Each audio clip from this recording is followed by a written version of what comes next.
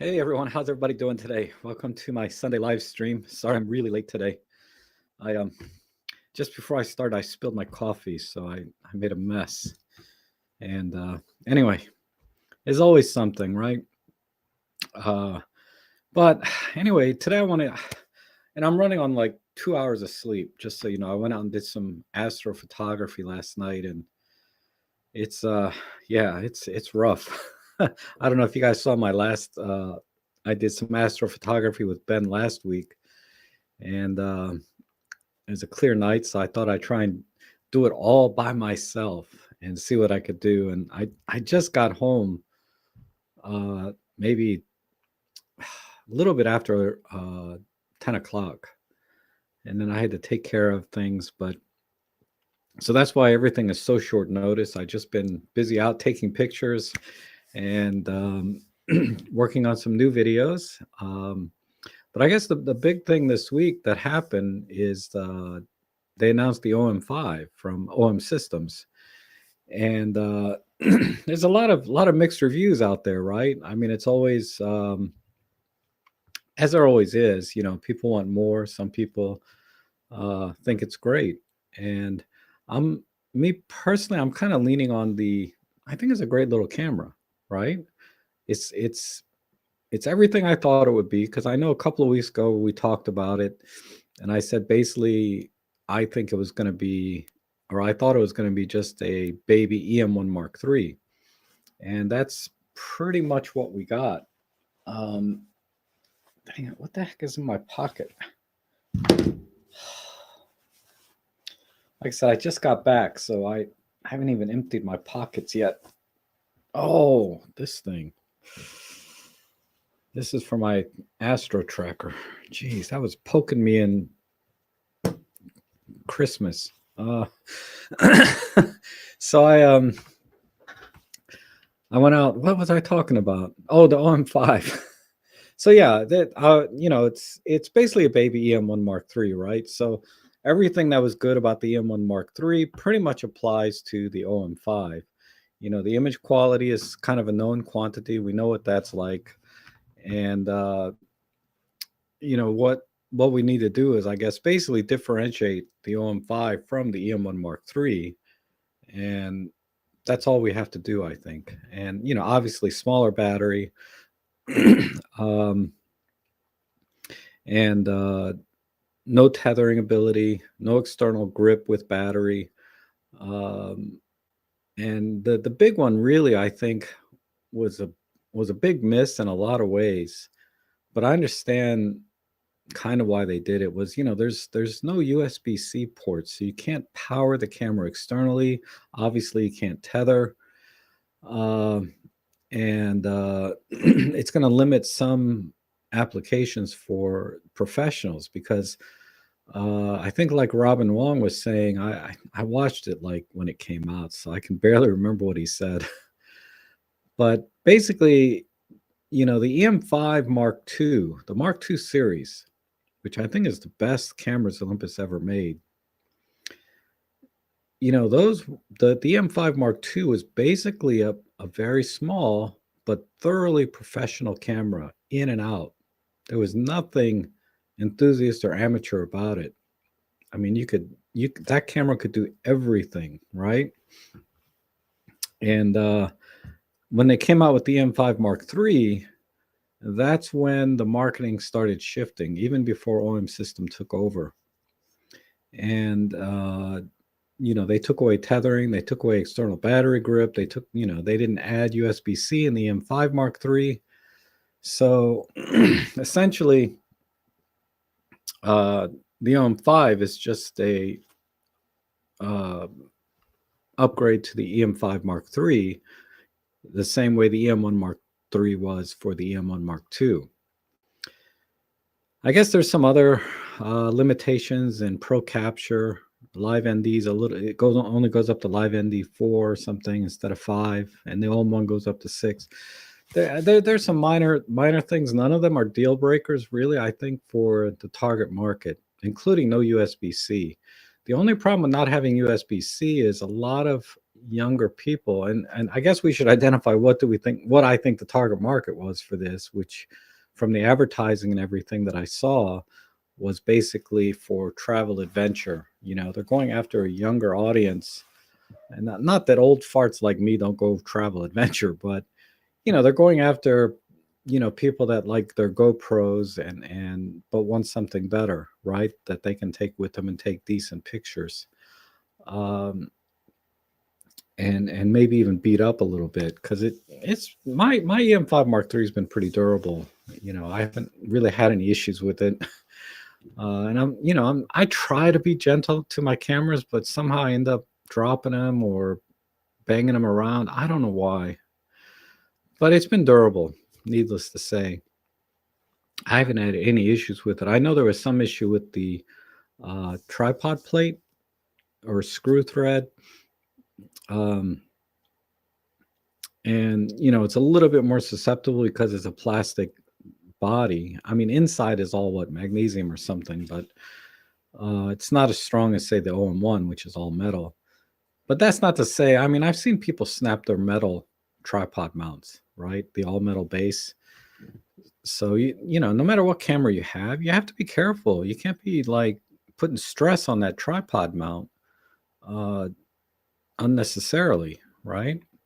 I mean, there's certainly certain expectations that the tripod mount should have some tolerance, but I think my opinion is a lot of the cases, not all, but a lot are just user error. You shouldn't be mounting your camera the way you are on a little tiny quarter 20 thread. So that said, uh, I hope that's been improved if at all possible, because they did trim some weight from it, and they said they improved the weather sealing. So they did put some thought onto the internal design of the camera, because the external is identical for all intents and purposes. Um, I guess what is the other minor? I wrote a lot of stuff in my forum, not a lot, but I wrote a couple paragraphs about it in my forum. If you want to kind of just read it instead of me jibber jabbering about it like this. But I think, um, you know, outside of USB-C, what does that mean exactly? Or what, not outside, but what does USB-C mean? Like I said, it gives you the ability to tether, and also gives you data communication in a way that you can't do with micro USB, not at the same speeds or charge and do, USB-C is much more flexible, and a lot of people have probably don't even have micro USB devices anymore. Of course, the camera comes with that, but without that data capability that USB-C can provide, uh, there's some limitations there to attaching accessories like a gimbal that can communicate with the camera better. And most likely, the gimbal is going to have a USB-C protocol, not micro USB. Case in point is like the DJI Osmo 2 and 3. They communicate with their OM system cameras. Not all. Like, I don't think it'll communicate with the M5 III or OM-5 III. Don't quote me on that. But definitely the OM-1, the M1s, the DJI 3 can communicate and control the camera just like tethering. So that's just one example. Now, we'll leave it up to third-party companies or OM systems to come up with accessories for the EM1 and the OM1 that can take advantage of that USB-C port, like DJI has done. But that, I think that was definitely a missed opportunity. But again, the target market is travel adventure, so not being able to power the camera through the USB-C port, there's a workaround. Of course, you buy a dummy battery, but not being able to power it natively through the USB-C port is definitely a limitation, because the camera now offers unlimited video recording and webcam ability. But if you have to worry about changing the battery every hour, hour and a half, whatever the length of time, I mean, you could probably get safely an hour, even on a generic battery. I don't recommend generic batteries, but after about an hour, I don't care if it's OEM or generic, you're going to start sweating, man. Is this battery going to make it?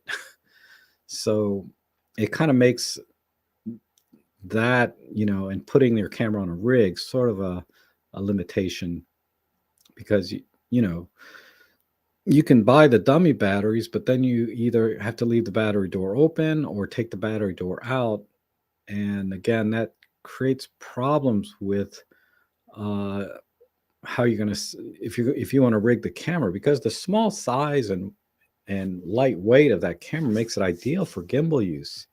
And you can buy smaller gimbals, right? And lighter weight gear overall, and just make a total system much smaller and much lighter when everything works natively together. But when you have to start jury rigging and doing workarounds, the people are going to start looking for a camera that suits them better. And so so OM-5 is going to lose a little bit of market to people that need the USB-C port for powering the camera natively and doing and making accessories or buying accessories that can work with that data port. So, but that's tiny. I mean, Home Systems doesn't care about that part of the market. They want to capture people taking this with them on their hiking and stuff. And 6 years ago, when I bought my EM10 Mark II, that's exactly why I bought it. I wanted something small and lightweight to take with me when I go out hiking, because carrying my full frame D750, my Tamron 150 to 600, I had full on gear, and I had a 20-liter backpack I would have to go out with. So I think in a lot of ways, their marketing is spot on for what their cameras are for, because it certainly was the reason I bought the EM10 Mark II 6 years ago. And if I were in the same situation today, I would buy the OM-5. Meaning if I was still in a full frame system and I just wanted something small to take with me when I travel and go hiking, I would get an OM-5 today. And those limitations don't mean anything. No USB-C port, I don't care. I charge my batteries externally anyway. I hate charging in camera if I can help it. And the lenses are small, and a lot of them are very affordable. So the OM-5 still I think is a valid camera for people looking to get their first camera. Now, if you already have an EM5 Mark III, an EM1 Mark III, or an EM1 Mark II, maybe Panasonic G9 or GX9, I don't think you should get this camera. There's just no reason to, other than the weather sealing. The IBIS is awesome, right? If you want a little better IBIS, I mean, now we're kind of reaching a little bit, right? We're looking for reasons to buy the camera. If you have one of these other camera systems that are small and compact, like I said, you already have an EM5 Mark III or GX9, even a Fuji XS10, maybe, there's really no reason to get an OM-5. So I don't think OM Systems is looking to convert anybody and not even upgrade. Now, if you have an EM10 Mark II, this is definitely a nice upgrade, certainly. But I would still hesitate. If you have an EM5 Mark II or an EM10 Mark II, I would still hesitate to recommend upgrading to an OM-5 unless you need specifically the phase detect, the 4K recording, the awesome IBIS. If you need those things, or your 6-year-old camera like mine is dying. I'm using it now just as a webcam. My EM10 Mark II, it's been delegated to that because it's just so beat up and it doesn't work all the time. Now, if I set it up and don't touch anything, it's perfect. So it's set up now as a webcam. But yeah, I beat that camera to crap, and it still works. It's just not 100% anymore. And the OM-5, I think makes a great first camera, a really great first camera. If you have any of the Mark I original series, definitely upgrade to an OM-5 if that's your budget. If you have a budget for an OM-1, get the OM-1, no question. But if your budget's more OM-5-ish, I have no problems recommending it. And if your budget is more EM10 Mark IV, whatever that new latest one is, I would I would say just get the just find a good used EM10 Mark II. Um, not that there's anything wrong with the Mark III and Mark IV, but the EM10 Mark II is dirt cheap, like $200 for a body, maybe 250 in excellent condition, and it's just as capable as the Mark III and Mark IV, in my opinion. Uh, certainly, certainly is capable. You know, autofocusing is basically the same. It goes from 16 to 20. Let's not talk about the Mark 10 series or EM10 series. I still think the Mark II series is still the best overall. And anyway, those are my thoughts. I think I hit everything I need to talk about the OM-5. Um, I hope Olympus, or I'm sorry, OM Systems is going to succeed in the market that they're going for, which is basically new buyers, right? And because, as a current Olympus OM Systems guy, I'm looking for a lot of things that it doesn't have, right? Like, I like the thought of being able to. I don't use them, but sometimes I think about getting a external battery grip, or just at least a way to power the camera externally in a native way. I don't like buying these, uh, junk battered dummy batteries that I get from wherever, because they're crap.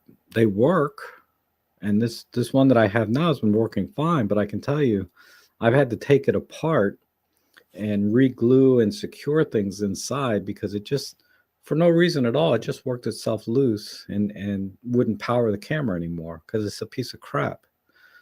Uh, and you can't find OEM dummy batteries for, Olympus cameras.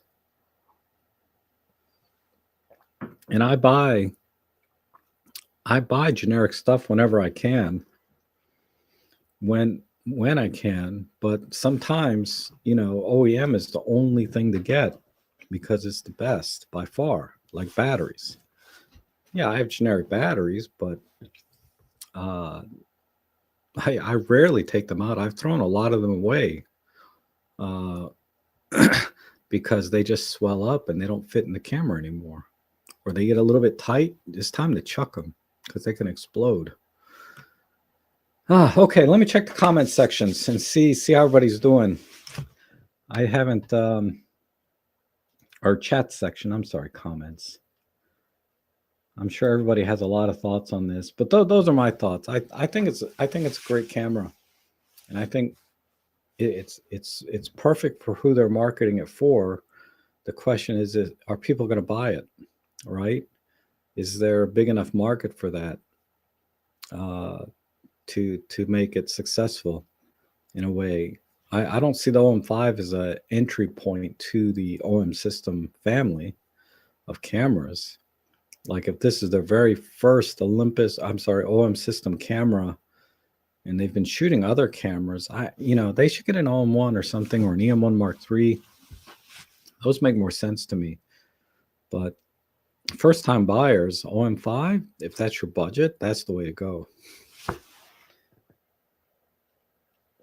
So I see a good crowd here. Awesome. Druid, System Mature, John Allen, Plato, Jeff Painter, good morning. John Yutze, David Black, Marshall. Oh my goodness. Lynn. Hey Lynn, how are you? I know you try to make the streams time to time.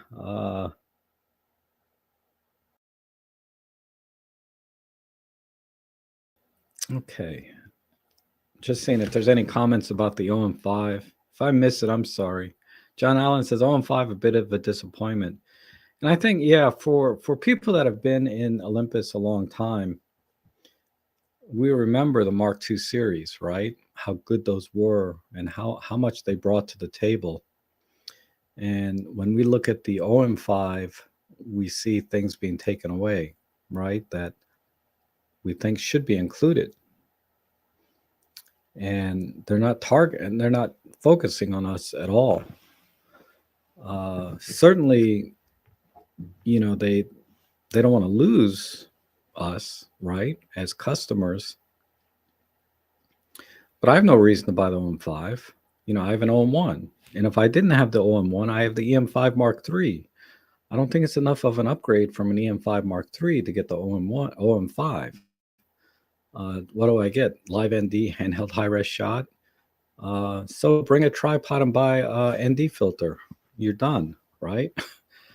um, and so I think as OM Systems Olympus legacy buyers, I wouldn't say they've abandoned us, but they've, the OM-5 is not for us, right? It's not a camera we would buy because we probably have an EM-5 III or EM-5 Mark II. And it's just and we use our cameras, we know what we want and how to use them. So all we see when we look at the OM-5 are what it's missing. And that's just how I feel about it from a legacy long, I've only been buying 6 years. I know many of you have been OM System Olympus people since the original OM-1 film camera.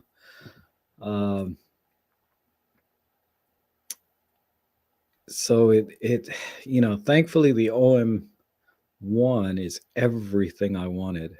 Everything it could possibly be, it is, and more. And that camera definitely, if it's in your budget, if it's something you want, definitely, no problem recommending that camera. And same thing I've said about the OM-5. But yeah, John, I understand where the disappointment is. Tony's here. Basil, good to see you. Annette, hi from Sweden. They have an ambassador or something in one of their videos is from Sweden. I don't know if you saw that. I think she was picking berries or something, and she took a really nice picture of her hand with stains on it. That's such a great picture. Because I think let me look at their page here. I have it up. Tell your story. Yeah. What was their motto before? Now it's tell your story. So their advertising has shifted more about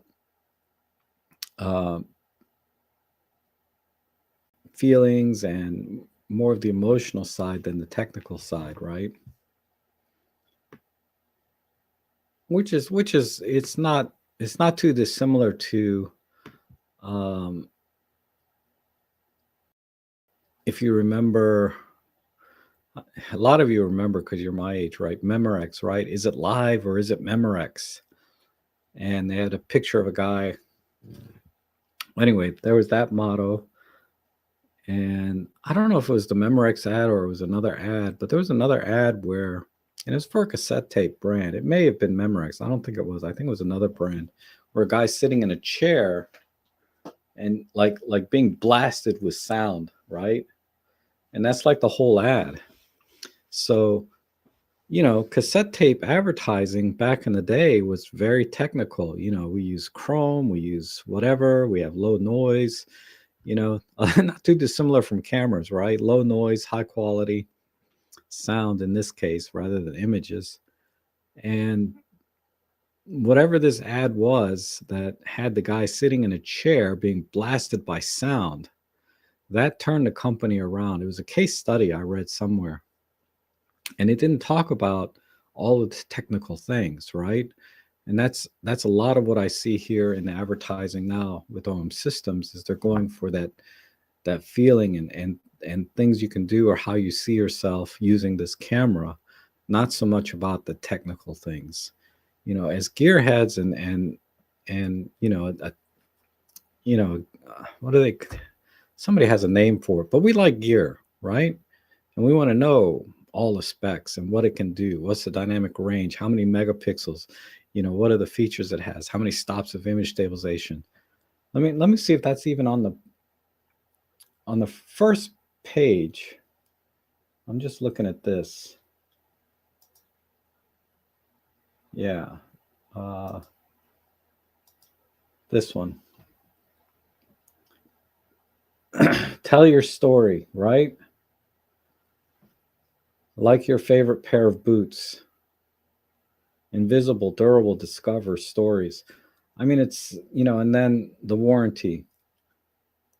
So the marketing has nothing to do with the specs of the camera here on the first page, and then see it in action. And then right here, this is about the middle, I guess. Then we get into the specs. Then some OM System Day stuff. It's already passed. And then related products. So you see what I mean? It's nothing like that. And if we go to, I doubt they don't even have these cameras.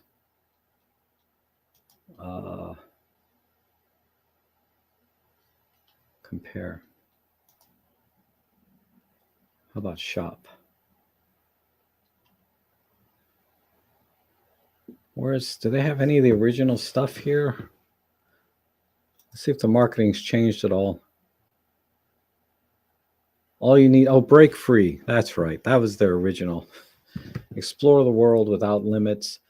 Look at what's right here on the page, though. 5-axis image stabilization, 121 points, 4K video, specs, right here at the top. You see the difference, the change? I mean, the M5 Mark III was definitely when they started the shift. I bet if we look at the ads for the EM5 Mark II, it's going to be very technical.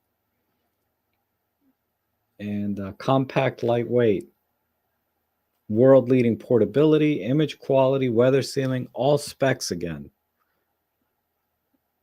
And then sample pictures, see it in action. Then it's pretty much the same from here, right? Other stuff you can buy. Versus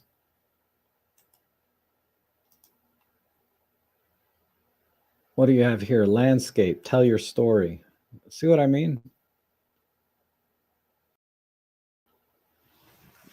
It's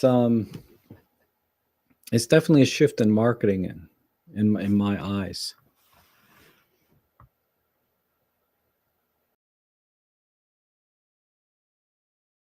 Oh, David is here. I thought you were out. I'm surprised you're back so soon.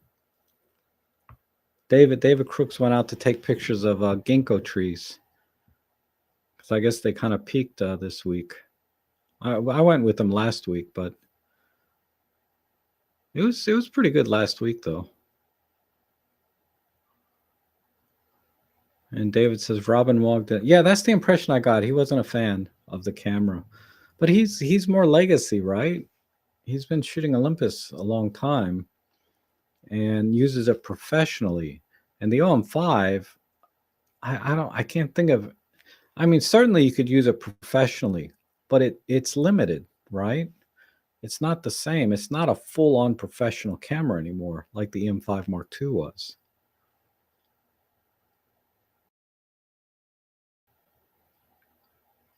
Yeah, Bob O'Neill's, there's no reason to get the OM-5. I'm with you. It's a great camera, but if you have, unlike when I bought the EM1 Mark II, I wanted the EM1 Mark III, and it turns out it was a fantastic camera. You didn't really need to get it, but I wanted, I was really into gear. It was more of a gear purchase than a rational purchase. The OM1 was definitely a rational purchase in my mind. Definitely it was a leaps ahead of the M1 Mark III. But the OM5 it's not leaps and bounds ahead of the EM5 Mark III. It's certainly a better camera. But yeah, Jeff Painter's not a fan of play. Yeah, I like the feel of metal cameras. I just like the feel. In practice, I don't know if there's really any difference other than you get a lighter camera. But I wouldn't mind an extra 40, 50 grams, even 100 grams weight more for an all-metal camera that's compact. But there might be reasons. Maybe it's harder to weather seal a weather a metal camera than it is a plastic one, or vice versa. I don't know. And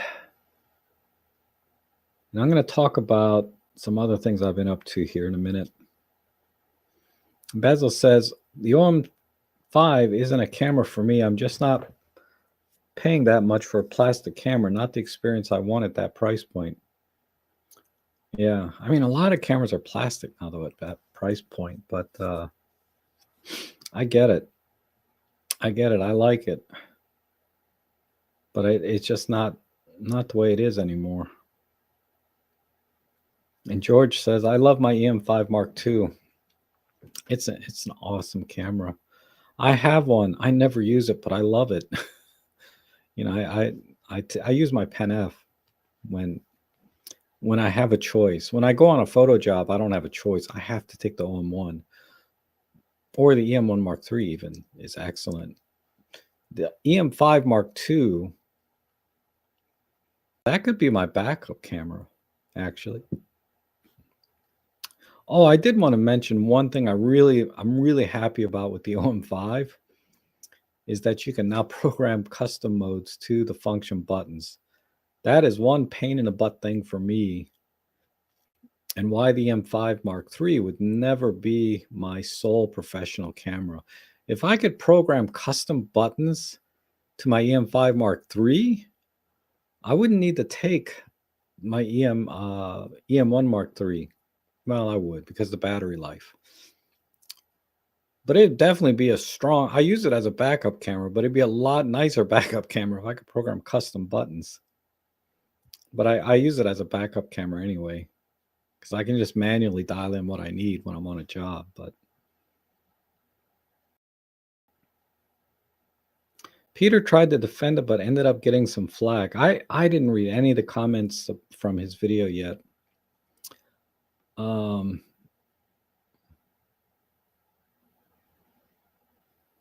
But it really is a good camera. I mean, the IBIS, if it's the same as the M1 Mark III, that is night and day to me. I mean, I know the M1 Mark II is great, but the M1 Mark III feels next level to me. And if the OM-5 has that same stabilization, that's pretty impressive. To be in such a small body. The unlimited record time is nice. You get an hour and a half of battery time, so it's not really unlimited unless you use a dummy battery. But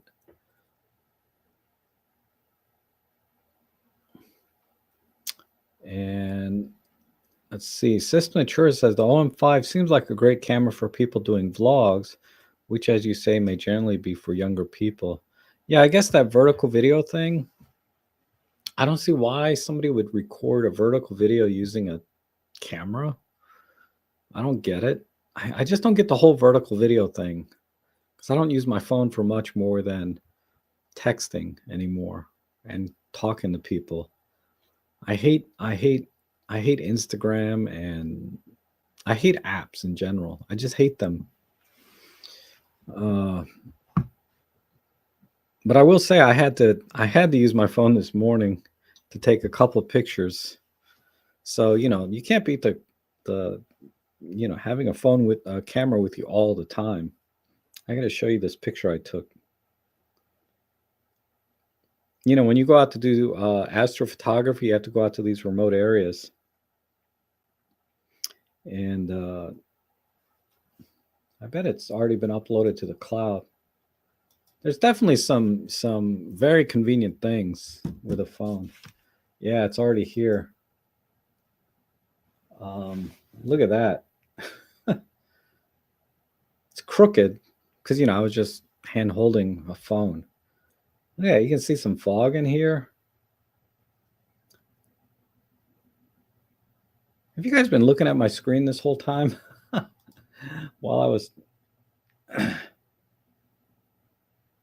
I need to switch back. I'm sorry. Oh my God.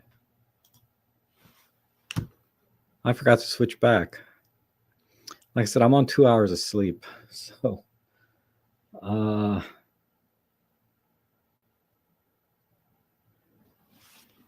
And then Ivo says a useful improvement over the M5 Mark III. I personally feel no one should upgrade their camera for every next gen release. I can see plenty of reason to upgrade my EM5 too for sure for this one. Yes, certainly. I mean, the autofocusing system, the IBIS, the 4K video. There's a lot of really great technical reasons to buy it. Um,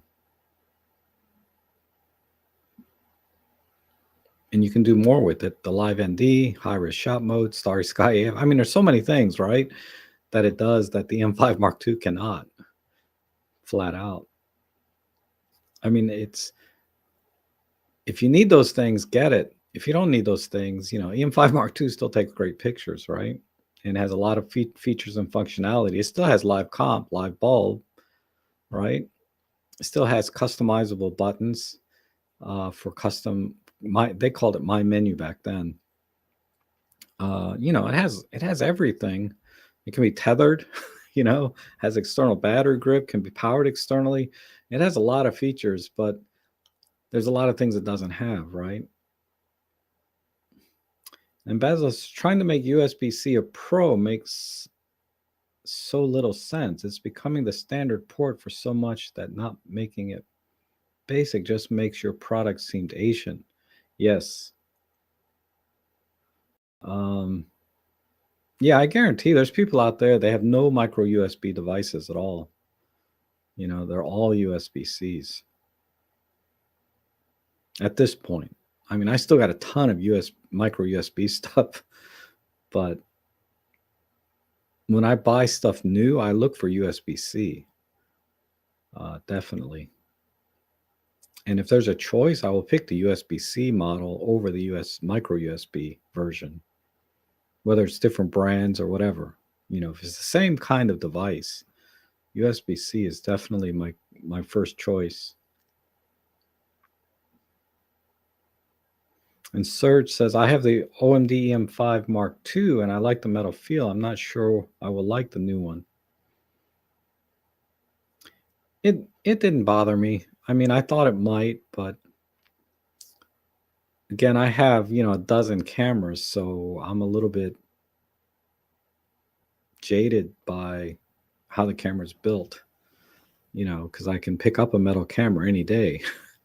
But if EM5 Mark II or one or two other cameras are all metal and those are the only things you've ever done, going to the OM-5 all plastic is very different, and you just mentally, even if it's not true, I don't know, but mentally you feel like it's not as durable a camera, right? It just doesn't have that same sense of durability and ruggedness as a metal camera. But I assure you, my EM5 Mark III, all plastic, has been beat up and it's fine. I would argue that dropping an EM5 Mark III will survive more than an EM5 Mark II, at least cosmetically, unless you crack the plastic. But plastic is a little softer, right? So it's not going to dent and scratch as easy as metal. Metal will crack. It's a little more brittle. I don't know. Anyway, metal or plastic, I honestly, I don't think it makes a difference. Like my TG5 is all plastic, but it doesn't bother me. It's durable, no question. If metal was more durable, they'd make the TG5 out of metal, I would think, but they make it out of plastic.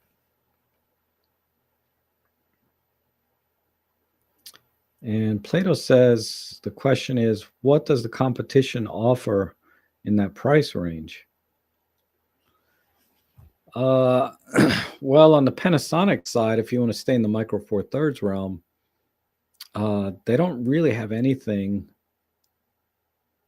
in my opinion, as good as the OM-5, save for video features.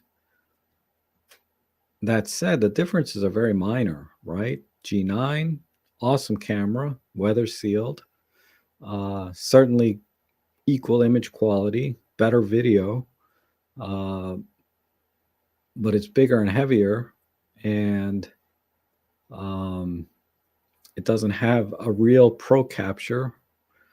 It doesn't have as good a IBIS, in my opinion. And I think, but we'll say it's equal, close enough, right? But I think it's just the size weight thing. The OM-5 is more compact than a G9, right? Although the G9 is probably the better camera. That's arguable, but I'd say the G9 is a better camera than the OM-5, but it's a bigger, heavier camera.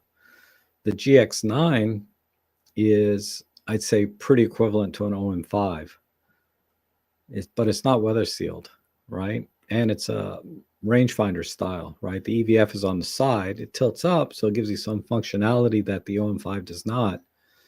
But it's a different ergonomics, right? I think the ergonomics on the OM-5 are better, but it's a personal choice. But I prefer the OM-5 DSLR style design, or SLR style, I should say, rather than the rangefinder style when it comes to ergonomics. And then they also have a G95, which is more DSLR style, which I think is a very competent camera as well.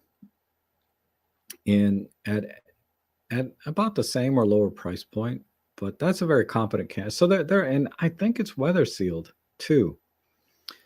So that's a good camera. I think I've seen it with a lens for like $1,000, right? Just like the M5 Mark III is going to go, but it doesn't have the special features like live ND, high res shot mode, pro capture. You know, it's lacking features like all the Panasonics. It's lacking those kinds of things that the OM-5 has, and it's arguable that the OM-5 will have better weather sealing. But let's just say it's all the same. You should never take your camera out in the hard rain. Just have confidence it's more likely to work if you have weather sealing than not. But whether a camera is weather sealed or not, don't take it out in pouring rain, please. At least that's my opinion. You know, I don't want to take a camera out in pouring rain. I don't care how good the weather sealing they say it is. And then outside of that, there's Fujifilm. The XS10, I mentioned that earlier. That's a fine camera, very similar. But I don't think that has an EVF. I can't remember. I'm not that familiar with the Fujis. But the XS10, the XT30, these are all fine cameras in that price range. And but again, you lose IBIS sometimes. Sometimes you lose weather sealing. It's hard to find a camera that has weather sealing, IBIS to that degree, and compact size and weight all in one camera, right? It's hard to find one like that in that price range. And you know, like I said, going to Fuji, you lose weather sealing in an XT30 and I believe the XS10, but I'm not 100%. And then Sony, I guess, what do they have? A63, A6400s. They're not weather sealed as far as I know. They're rangefinder style, so the ergonomics are not as good. A lot of people don't like the ergonomics, and they certainly don't have a lot of the features. And they do have some quirks with the video, something to do with plugging in HDMI and the video goes blank, the back screen. There's some weird things about it. So I would rule out Sony in general. I just don't like Sony. Ironically, Sony was the first interchangeable lens of camera I bought. Was an NEX6, which I still have, but it's certainly an option. You know, you should certainly check out the 6000 series from Sony. And then there's the Nikon Z50 and the Canon, whatchamacallit, S7, S10, but they don't have IBIS as far as I know. And it's a bigger camera system, right? Once you start buying lenses and stuff, it gets bigger and more expensive, and you don't have as many lens options. So those systems are still a bit too new. And going from Micro Four Thirds to APS-C is not that big a leap in terms of absolute image quality. I don't think it's worth it to go to APS-C. You should just skip and go to full frame if you want to get a bump in image quality, particularly in low light. There's no reason to go APS-C. That's all I can think of off the top of my head.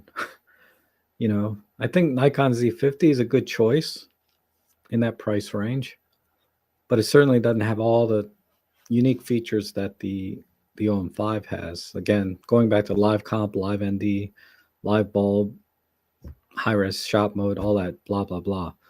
Everything. I shouldn't say blah blah blah. That's all really awesome stuff. I did live comp. I wish I could show you a picture I did. I did a live comp this morning.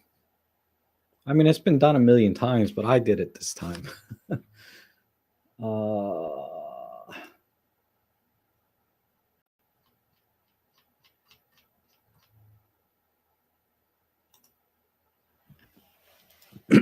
Yeah, so live, yeah, though, I don't know if anybody can think of anything else, go ahead and leave it in the chat section. Other camera systems in this price point that you think are a good alternative. I listed a few in my forum post, and I think I just mentioned them all. But out of all the cameras I mentioned, I would still get the OM-5 over any of the other ones I mentioned personally.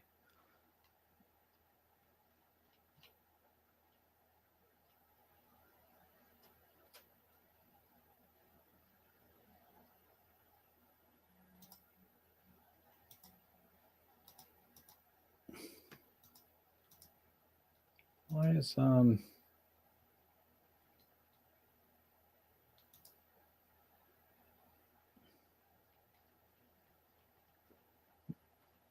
so happy with this picture. Now I can't find it. Where is it? It was right here. Is that it? Oh, so close. No.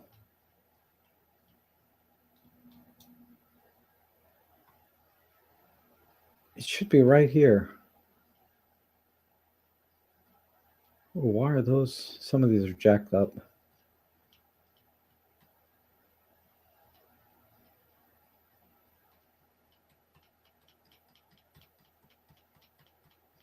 I'm just scrolling through. I'd show you, but I don't want to give anybody a headache from me scrolling. Did I delete it by accident? No, I wouldn't do that. Maybe because it doesn't get saved as of RAW. Oh, it comes out of, so LiveComp gave me a JPEG. That's why I couldn't find it. I need to edit this, but check this out. Is that awesome or what? Yeah. I did a star trail with using a live comp. I need to edit this, but this is going to rock. I'm going to brush out this light over here. This is a little bit too strong, but I even got it in focus. Amazing.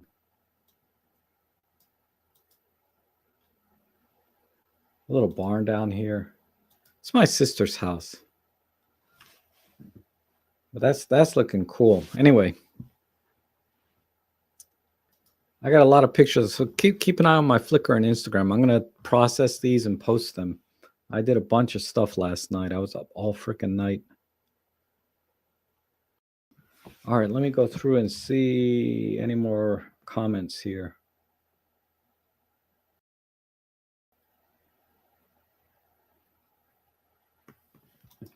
And EM10, for a newbie, there is now only a $100 difference between EM10 Mark IV, EM5 Mark III, except that the EM10 comes with 14 to 42 easy. But it's night and day between those two cameras in terms of performance and features.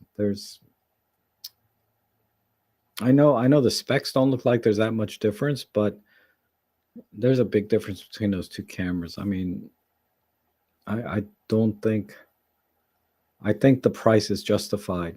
the difference in price, in my opinion. If you're just going to take pictures, yeah, EM10 Mark IV, get an entry level camera. But if you're going to buy the camera and really use it and go forward in your photography, the EM5 Mark III offers so much more.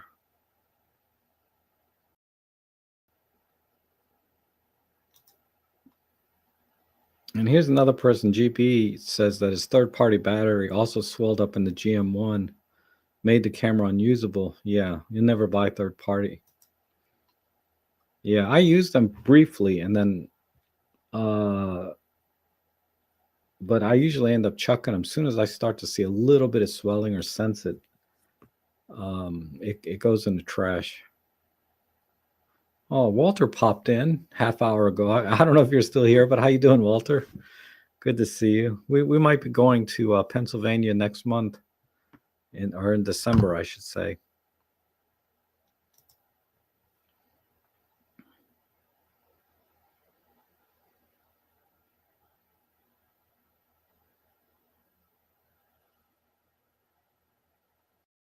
And Dave K thinks that OM will do very well in the Asian markets.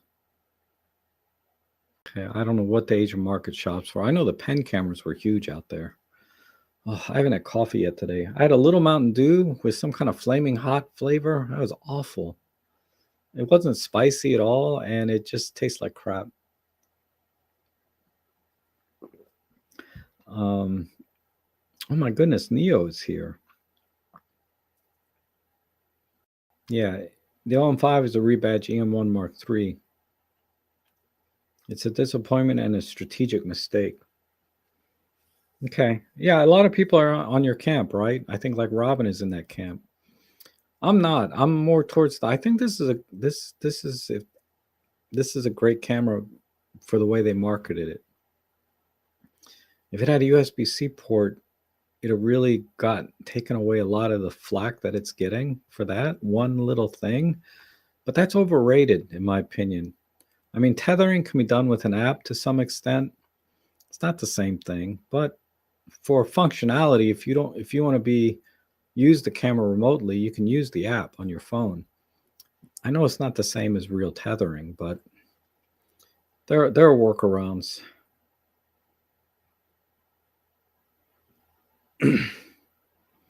And Walter says, well, Walter rarely comments, or is rarely in the streams to begin with, but Walter's a good friend of mine, in case you guys don't know. If OM System dumbs down their cameras to target the consumer market, they are late to the game. The smartphone market is killing the consumer DSLR market. Yes.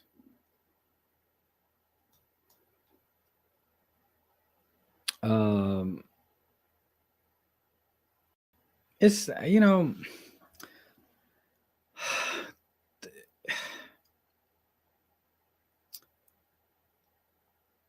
mean, dumbing down is a strong word because the camera features everything, almost everything. It doesn't have subject to tech, but it features everything, anything Olympus has to offer, uh, save for the functional features like USB-C, external battery grip, externally powering. It's missing a few things that really only professionals would use, generally speaking. I wouldn't call that dumbing down. That's just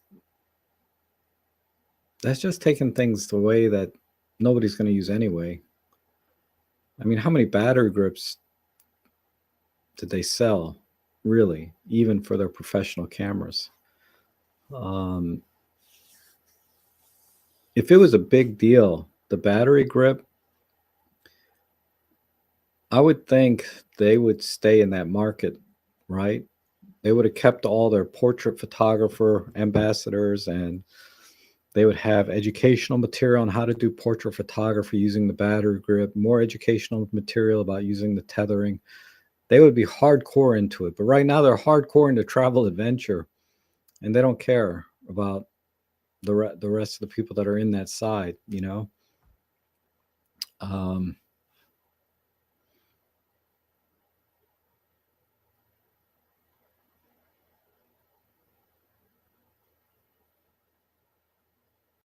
And Neo says, this OM-5 convinced me not to invest in pro lens because OMD's strategy is dreadful. Wow. I hope it works out for him, honestly. Because like I said, when I bought my EM10 Mark II, it was specifically for travel, adventure, hiking, because it was small and lightweight. And so to me, it's the perfect camera. But I already have EM5 Mark III. Doesn't make sense to upgrade to that. And Tony agrees with you, Walter. He says you hit the nail on the head. I don't like cell phones, though. I mean, I use it very reluctantly. The only reason I grabbed my cell phone today is because I had a fisheye lens on my camera, and there's nowhere to pull off on that road. So I had to stop right in the middle of the road to take a picture. Fortunately, it was like 7 in the morning and nobody was there on a remote country road. But otherwise, I would have pulled off, put on a proper lens, and took that picture. But I could not because I only had a fisheye. I couldn't pull over. So yeah, best camera was the phone at that point. But was not, I'm not happy about it, but I was stuck with using this, I should say.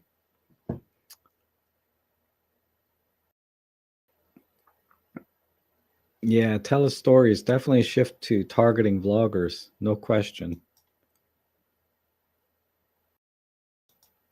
Yeah, Maxell it was Maxell. Thank you. You're right. I couldn't remember Maxell, but that's right. It was the Maxell ad. That was a big deal. And that's what Olympus is doing or trying to do. And Neo is saying OMDS smashed all the positive expectations. Yeah, expectations are pretty high, right? I would agree with that. Barry's here. Hello. Bob O'Neill says if they had put the OM1 sensor in the OM5, it would be much more compelling. I disagree. I don't think the OM1 sensor is so much better than the sensor that's in the OM5. I mean, it's certainly a better sensor, but I don't think it would have made it compelling. Maybe to people like you and me, we'd be like, oh, yeah, because we understand the advantages that the new sensor has and the different performance that it has, right? It is a better sensor, better image quality, all that. But for the target audience, I don't think they're going to appreciate the differences. Because, if you just take a picture with an EM1 Mark III and an OM1, if I just went in my backyard and took a picture right now, you wouldn't see any difference at all, right? People are going to go out and take pictures of mountains and landscapes and family events. You're not going to see much difference between the two. It's only when you really push the sensor to the extremes that you see a really big difference between the two.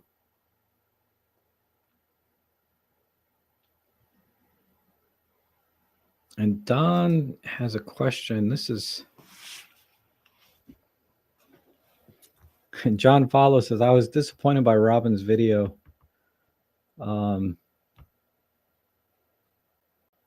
Yeah, he like I said, I watched it, but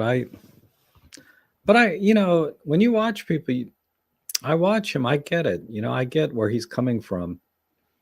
And it's kind of like me with Apple products. I can rant about Apple, trust me, but that doesn't take away from the amazing products that they make. They make terrific devices, and people love them to death. Just because I have a problem with them doesn't take anything away from what they've accomplished and the kind of devices they build and that they make and what they've done for the world in general, right? Positive or negative, I'm leaning towards I hate it. I hate it. But so yeah, I'd never make a video, the same day a product's announced. I was a little hesitant to even stream about it today because the camera's not even released yet. But I can talk about it and you guys will understand what I'm talking about because we know what Olympus has done in the past and we have certain expectations for Olympus in the future, or OM systems, I should say. And when it doesn't meet those expectations, it's because they're changing their market. They're not looking at us as much as they used to. They don't want to lose us, obviously, but the OM-5 would definitely not attract, I think, a lot of the legacy type Olympus buyers the way Olympus did in the past. And the EM5 Mark II is the best example I can think of. That that to me is still one of the best cameras ever.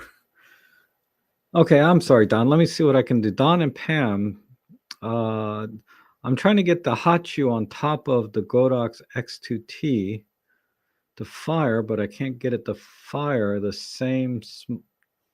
Get it to, oh my God. Sorry, Don. I need my glasses. To fire, but can't get it to fire the small flash I got with the EM5. Oh,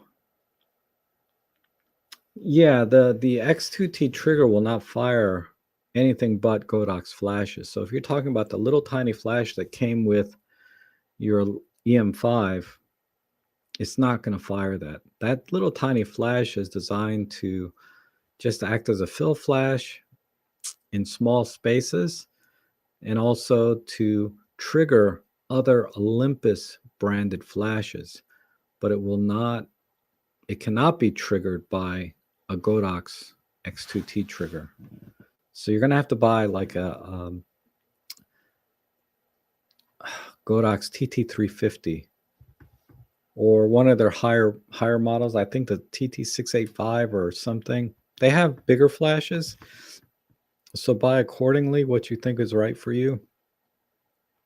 But yeah, that was an easy one, if I understand you correctly.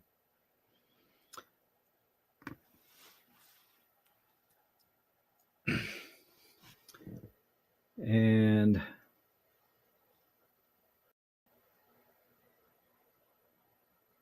wish I could stick around, but okay, Walter took off half an hour ago. I'm like so behind. I'm sorry. And I got Don's question, I think. Sorry, Don. I hope you got your. We're here for the answer. I'm up to 11:45 now on my thing here.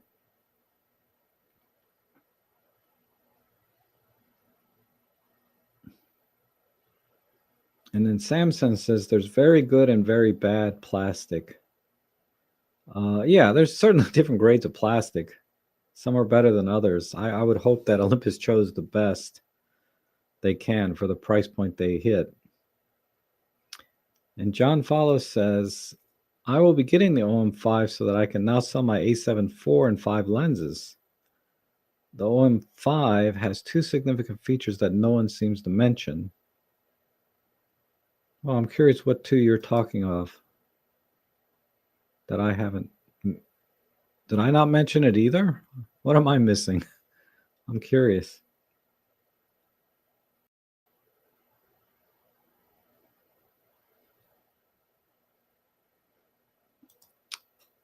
Yeah, Drew, don't replace your EM1 Mark III with an OM5. That would the EM5 Mark III or the OM5 is not that much smaller, really. It is smaller, but it's not that much smaller considering the sacrifices, particularly battery life. Man, I would not sacrifice my EM1 Mark III for battery life. And Samsung says battery grip is an option. I don't think so, but that would be awesome. It's awesome if I'm wrong about that. As far as I know, it's not. I know they have a grip, but not a battery grip. I'm curious now.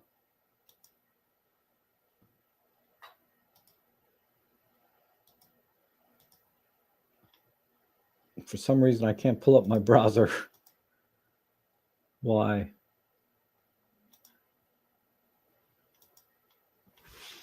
Why is the browser? Frickin' Windows. See, this wouldn't happen on an Apple, but Windows. But I'm not buying Apple. Anyway.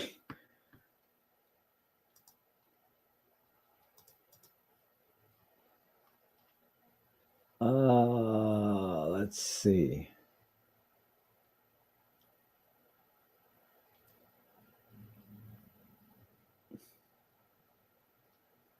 See, this is what I'm looking at. Not this one. So they have a grip, but this is a grip. This is not a battery grip. A backpack, a remote trigger. I don't see a battery grip option at this point. And because the EM-5 Mark III doesn't have a battery grip option, I don't see why the OM-5 would. I'm just making an assumption because they said that everything that fits because if you look at the current grip, right, this will work on the EM-5 Mark III. There's not enough pins there to add a battery option.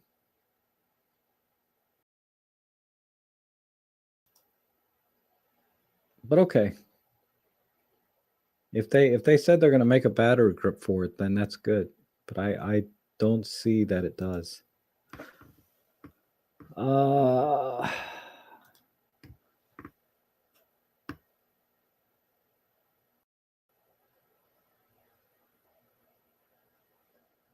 What John follows is you got to tell me what two features. I'm going to scroll down and see if I. Oh, hey Marco, how you doing? Good to see you. I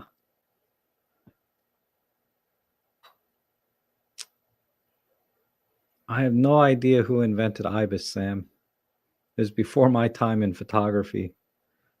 I've only been shooting since 2013 myself.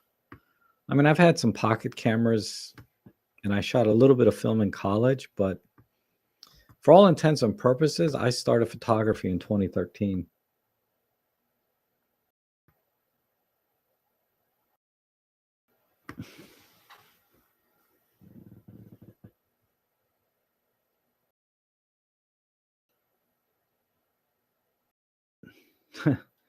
Walter hates the stories and reels and apps.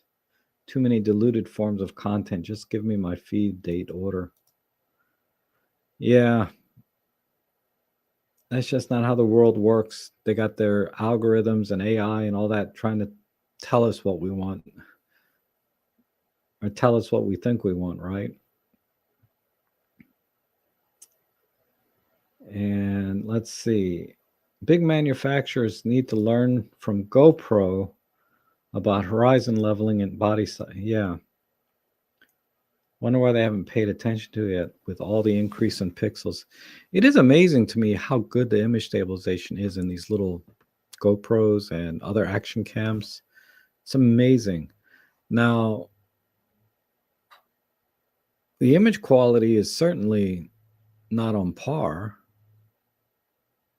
but for all intents and purposes, it's good enough. You know, I've switched to using like a little action cam for doing my vlogging instead of, I used to use the EM-5 Mark III. It's an awesome vlogging camera, EM-5 Mark III, just like the OM-5 will be. But it's no action cam. It's not like this big, right? It's like I can put, I have it right here actually.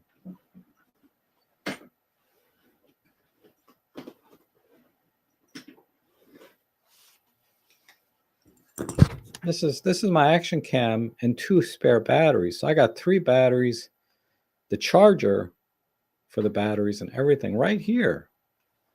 And for mic, I use this little Bluetooth lav mic. You know, I stick it in here and it pairs up with this thing. This is hard to beat. Yeah, image quality not the same, but for vlogging, crap, man. Image stabilization, I can do like this, and you wouldn't see any shake in the video. I mean, I'm exaggerating, but literally, some cameras you can do this. The newer 360 models, You can do this and there's no shake. It's straight.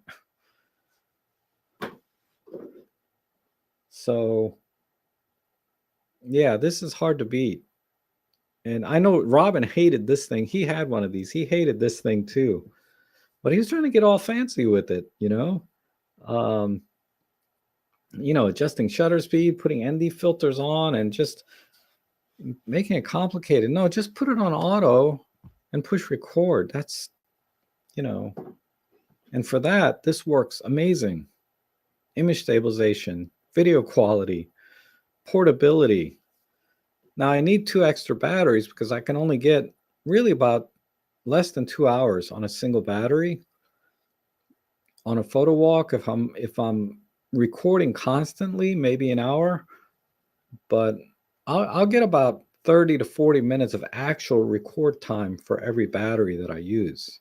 So that's why I need 3 batteries. In the field, 2 hours. I can go about 2 hours in the field with this, and I'll get about 30 to 40 minutes of record time. So I have extra batteries, and I got this thing slides out, right? So this will be on a tripod or monopod. I slide this out, swap batteries, slide it back in, and I'm good to go, right? Anyway, yeah, I'm with you, Sam. I don't know why, like the camera could have like a low quality, because the bit rate's like 30 megabits. It's like a ridiculously low bit rate and all that. But it's good enough. They could have like this low bit rate, weird, super high resolution, super high digital image stabilization. I mean, I just can't believe how stable this thing looks with just digital, because it doesn't have a IBIS. It's using all digital stabilization, and it's really amazing. Okay.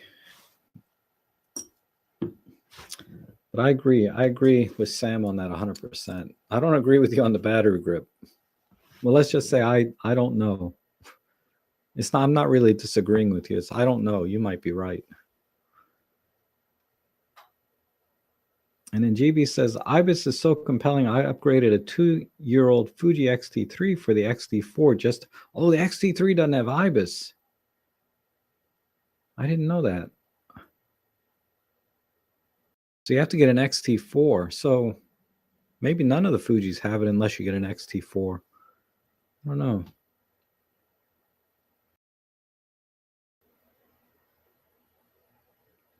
You still use the M1 and M5 Classics. Yeah. Great cameras. Definitely great. But you see the improvement from the Mark 1s to the Mark II. Huge leap. And I think this is where Robin Wong had his problem with the OM-5. It's not a huge leap from Mark III to an OM-5. Just like the Mark II to the Mark III on the M1, it's not a huge leap. It was just incremental. Nice, but incremental.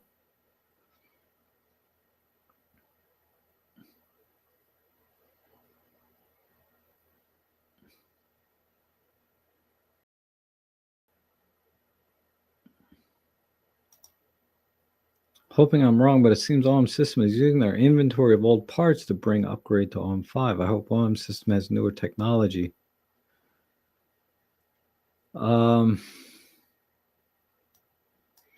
don't know what their business and supply chain is and how they build cameras, if that's a factor. I wish I had more insight on that, but I don't.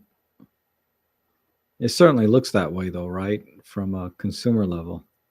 But the people that don't buy cameras every year like I do, maybe it doesn't.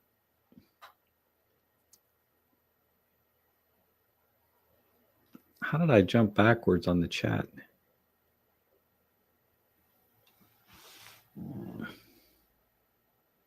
Maybe the EM5 inventory was too low and the OM5 was meant to fill the gap, according to GB. No, I think the OM5 is definitely was planned to be an EM1 Mark III, a baby EM1 Mark III, just like the EM5 Mark III is a baby EM1 Mark II.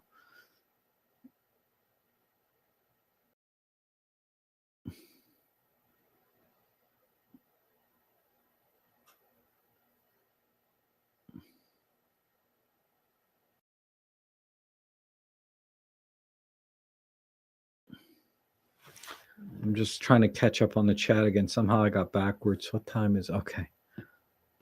I will move along.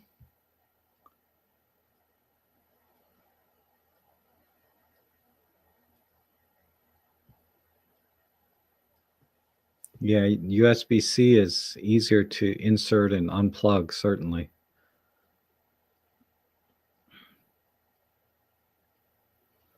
And Sam says, carbon fiber is much tougher than metal, and it is not metal.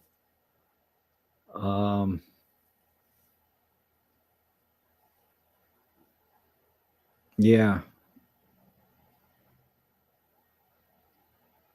There's got to be some trade-off, right, to carbon fiber versus metal, other than cost. But I don't know what it is. I'm not a metallurgist or anything. Chandra Sekar, hi. Cheers from Singapore. About the OM-5 Mark II autofocus contrast detect. May not grade an old processor, no 4K. So for 2023, it may not grade or. Yeah, the OM-5 Mark II is definitely showing its age, basically. I think that's what he's getting at.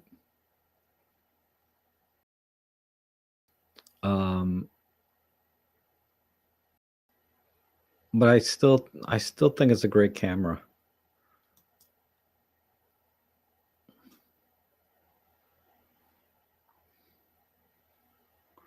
And GP wants to know, why do they make the prism hump?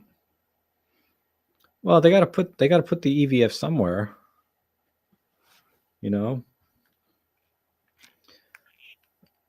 So it raises the EVF off the top of the body, so you can have more screen space for the live view, right?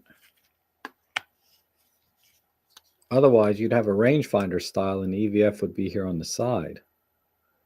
So I think it's just a design choice. You want a DSLR style camera, you have nowhere else to put it, so you need a hump here for the EVF. Now, the question is, does it have to be this prism style, right? No, I think it could just be flat right here, and they should do that, because this little lip that comes out through the front of the camera, it's hard to see, but you guys know what I'm talking about. There's a little lip that comes out off of this prism. That is a pain in the ass for some things. Like if you want to tilt shift adapter, you're not going to be able to shift up and down because this would be in the way.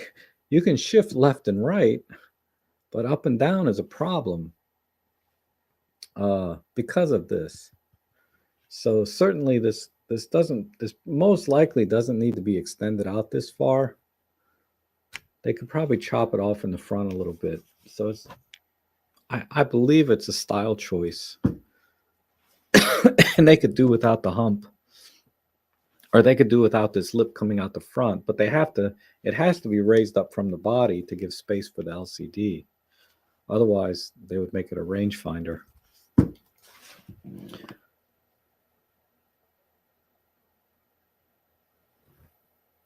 Yeah, no one has a camera with carbon. I don't know why they don't make a carbon fiber camera.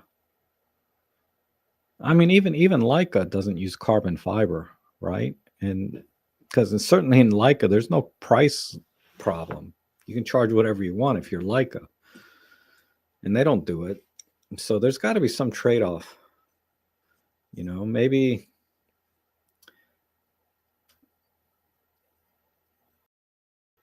I don't know. I don't know what it is. Like I said, I'm not a materials engineer.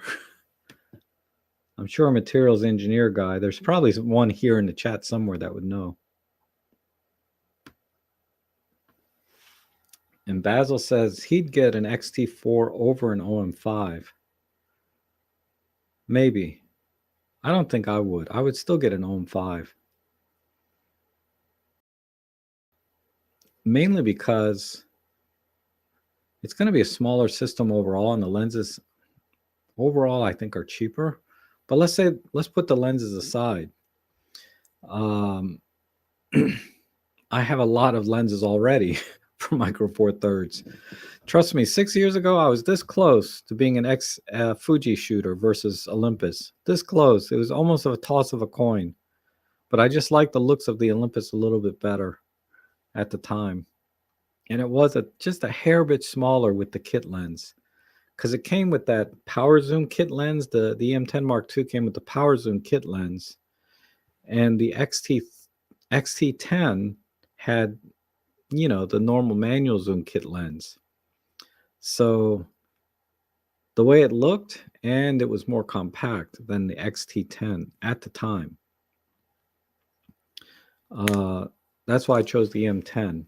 But I had the XT10 and the EM10 right next to each other. And I stood there in the camera store. There's a giant ass bug on the floor. But I stood there in the camera store for a while trying to decide. And I said, you know what? The EM10 is more compact. So I went with that. And it looked better. Mainly because it looked better. I hate the way my XT30. I have an XT30 now. It's one of the ugliest cameras I've ever seen in my life, but it's a nice little camera. It takes nice pictures, and it's compact.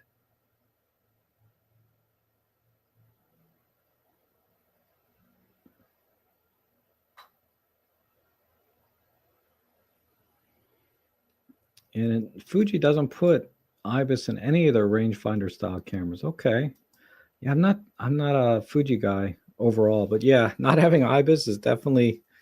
I feel it when I go out. I have to be very, very conscious of my shutter speed for camera shake. I'm always conscious of my shutter speed for the kind of picture I'm taking, but if I'm just doing general photography, then I don't have to worry about shutter speed because I have IBIS. But the XT30, I have to be a little bit more conscious and make sure my shutter speed is where I want it to be.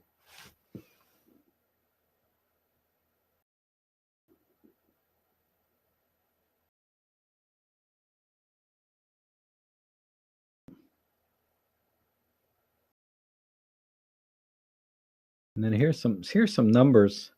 So, whoever's in marketing, right, will appreciate what these numbers mean.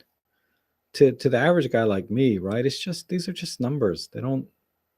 Those are big numbers, but they don't, it has no meaning to me. But this is something I'm sure that the OM system marketing team is looking at and saying, yeah, travel is growing. It's a big market to them, big enough that they want to pursue it directly. That's what they're doing, right? So thanks for sharing that.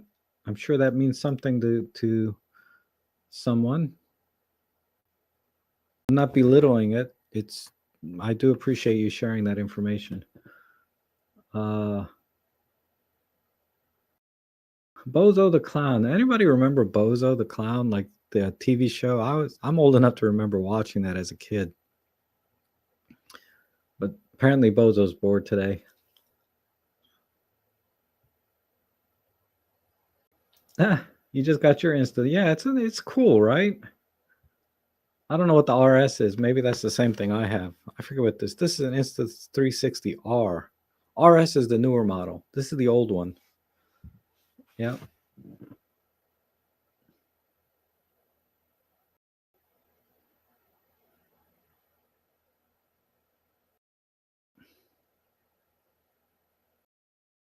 I remember the Sony Alpha 55. It's funny you should bring that up because I was thinking about getting an old Sony Alpha camera because you can get them so cheap now. And it was very interesting technology, right? Where it was essentially a mirrorless design. Um, I mean, it had a mirror, but it didn't flip, right? It was stationary mirror, is a translucent mirror that went up through. It's an interesting design. And I have lenses for it because I have Minolta lenses that'll fit right on there. So I wouldn't even have to buy any lenses. I would just get the body. And I have a Sony NEX.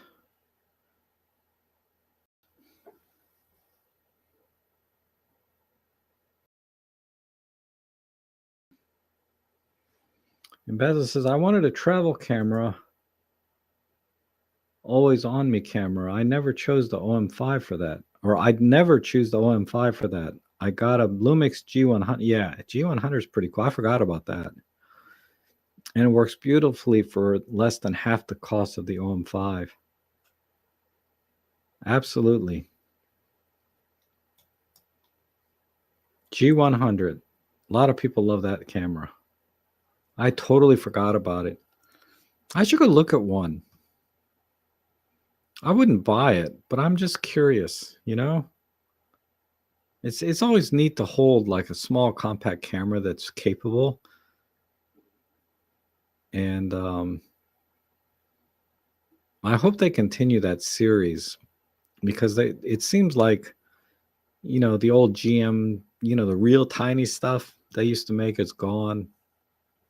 I hope Panasonic continues, you know, to make small compact cameras like that.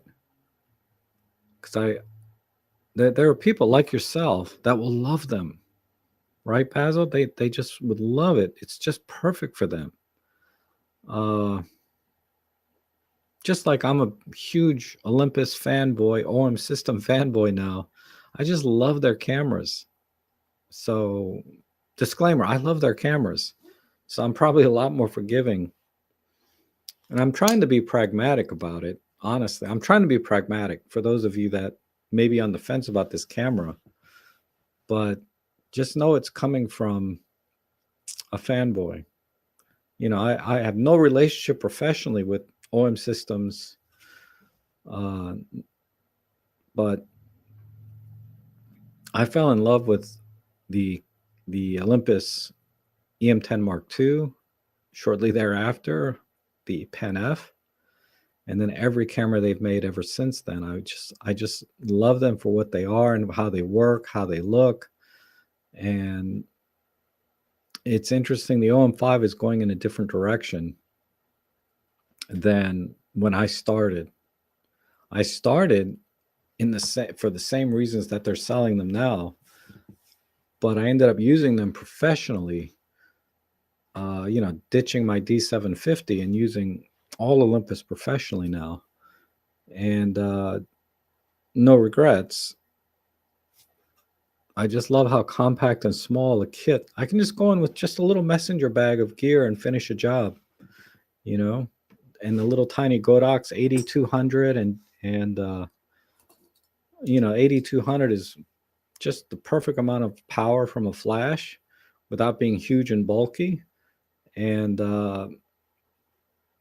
my OM1, you know, or Olympus system, whatever it was, whatever I took in the past and what I take now, I can go with a single messenger bag with 2 flashes, 2 camera bodies, 2 batteries, you know, and I can finish a whole job. The only thing I have to carry separately is like a tripod and a gimbal.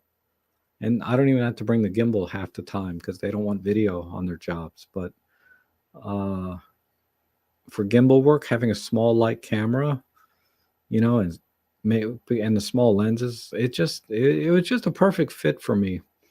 I mean, clearly there's compromises in quality, right, with Micro Four Thirds, but they don't affect me the same way they would affect other types of photographers because I use flash. It's not an issue, even for video.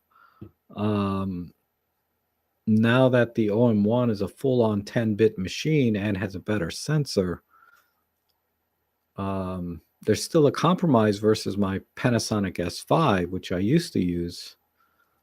There's still a compromise there in image quality, but the trade-off of image stabilization and the smaller size and weight of the OM1 makes using the OM1 my solution, my all-in-one solution versus I used to bring my S5 and my EM1 Mark III on a photo job, and sometimes I'd bring the EM5 Mark III as a backup for the OM1. So I was bringing like 3 cameras to a job sometimes.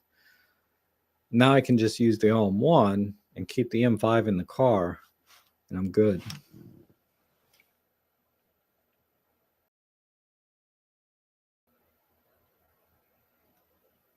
But yeah, the G100, that is a cool, I gotta go look at one today.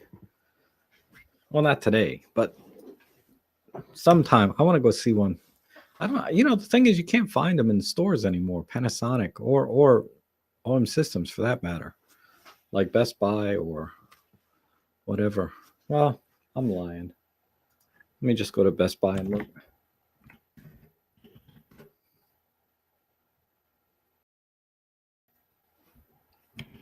Panasonic. Oh, they have it. Do they have it locally? Wow, it's on sale for $649. Open box $551. I don't see that they have it locally though. Get it. Oh, here it is. Get it in 3 days.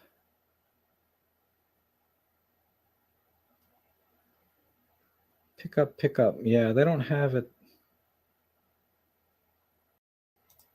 Yeah, it's hard to find. I don't even think the camera store I go to even has Panasonic stuff or Olympus stuff anymore. That is a tiny little camera. I mean, I can tell because I have this lens.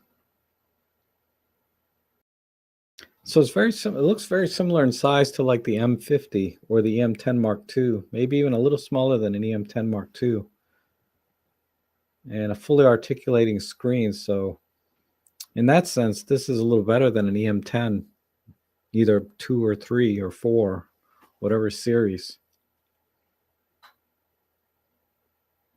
And I assume it has a mic input, but I don't know.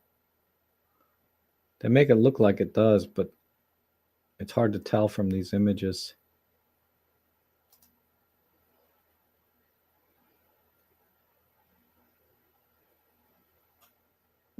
Connectivity. Wireless, Wi-Fi, NFC. I don't know. Anyway, looks like a cool little camera.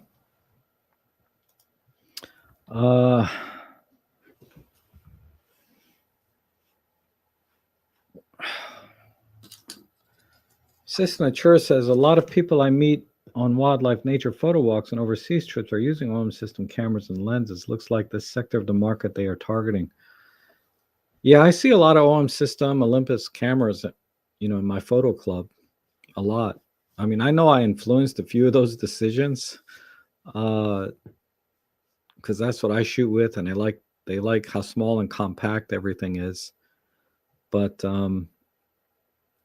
there are a lot of Olympus OM system people even before when I just started. I saw a lot, and everybody brought it because it was small, compact, lightweight. Good stuff, right?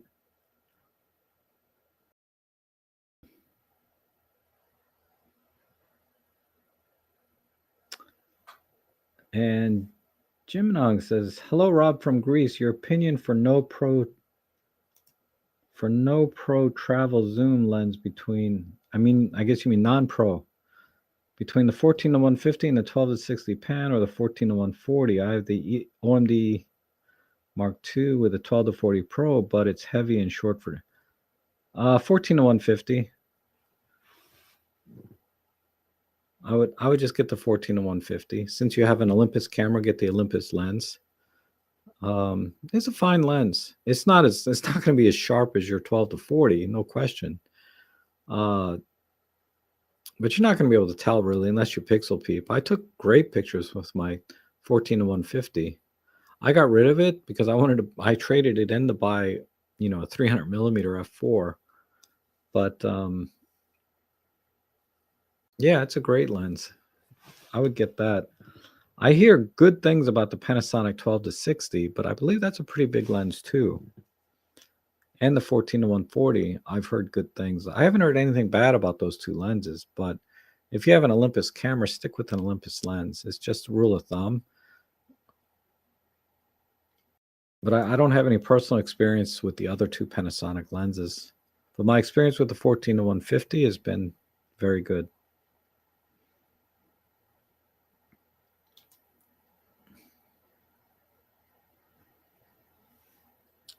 Um, Rob Track, I can pack an OM1 EM5 3 M4150 150 to 460 macro and teleconverters all in charge, etc. into one seat bag. Wow, that's a lot. But that makes sense. That's pretty tightly packed because that 150 to 400 is a monster. Everything else is small. That's cool. I'm still jealous. I want that 40 to 150 to 400. And then Christian is asking me, do I have an example of the need of the OM1 sensor? I think a better person to ask is Ben. He's going to do a video on that soon over at the Narrowband channel. But that is in terms of astrophotography. You get low noise, less heat, and you're going to get a better image quality when you're doing astrophotography. You're also going to get better image quality in situations where you're shooting in very low light and you have to push the image in post-processing 3 or 4 stops. So the difference that I saw between the M1 Mark III and the OM1 was when I was pushing the shadows up, I was getting a lot less, not a lot less noise, but I was certainly getting more accurate color. There was a terrible color and noise in the M1 Mark III when I pushed it 5 stops. But when I pushed the OM1 5 stops, there was still noise, but the colors were accurate, or more accurate than, much more accurate than they were on the M1 Mark III. So that's what I mean by when you're just taking normal pictures, you can't really tell any difference. But when you start pushing the sensor to its extremes or to its limits, you quickly see the difference between the two sensors in performance. And that's on the still side that I've been able to identify. Ben is going to do a much more thorough thing on the narrowband channel. He told me yesterday he's making a video for it. So he'll be able to go into more detail about everything about the OM1 sensor, right? On the video side, the OM1 sensor is stacked, so it has a much faster read rate. Well, that actually translates to still stuff too, because you can get 50 frames per second with continuous autofocus with an OM1 sensor. You'd never be able to do that with the EM1 Mark III sensor because the read rate's just not fast enough. You can get 120 frames per second without autofocus. Again, you can't do that with an EM1 III sensor. It just doesn't have a fast enough read rate or scan rate. So that also translates to much less rolling shutter in video. So if you do a lot of panning in video work, you'll get less rolling shutter. If you do panning in stills, like for doing regular pictures, you get and you want to use silent shutter, you get a lot less rolling shutter. So rolling shutter is where you start to get slanted lines and things in the image. So again, this is where the OM sensor is a much better sensor than the M1 Mark III, particularly because it's stacked with that, gives you much faster scan rate. And let's see, what else is there? Those are the things off the top of my head. So there are some very significant differences between the two sensors that you really only see when you start pushing the sensor or you're doing weird things like, not weird, but panning, getting less rolling shutter. And then the faster shutter speeds because it has the faster scan rate. And then the processing and everything, because it can transfer the data faster because it's stacked, you get much faster processing. I mean, there's a lot of things about the OM1 sensor that makes it superior over the EM1 Mark III. But in pure image quality, like I said, you're just taking pictures. Nobody can tell the difference. It's only until you start pushing it and start doing things, taking pictures very quickly with Pro Capture or doing video work or doing silent shutter, panning, things like that.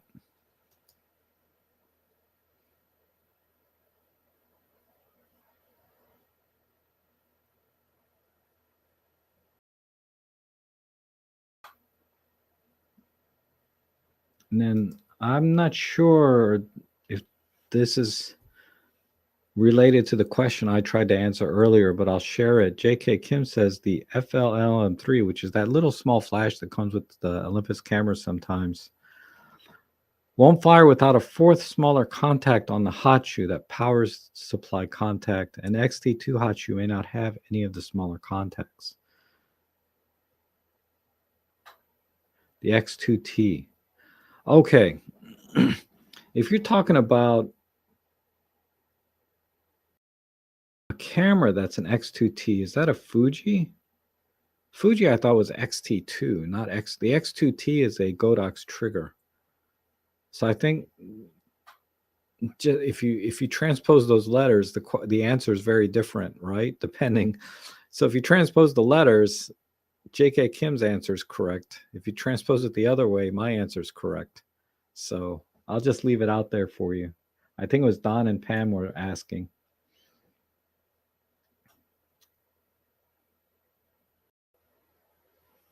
And Tony says, although we all have our own opinions on photography, I always admire your balanced opinion on everything, the M43, and always value. Oh, thank you, Tony. I try to be balanced. Like I said, even though I'm a big fanboy, I get it, OM system, not the only camera system out there. There's a lot of cameras out there, and they're all excellent. But, I chose OM Systems Olympus. That's my camera choice. And it's not for image quality reasons, right? It's for all the other things that smaller camera systems bring. And just how they look aesthetically, I like them. And the features, I won't go into it again, but there's a lot of reasons I like OM Systems. I don't know why my chat keeps jumping. I'm going to go to the bottom of the chat.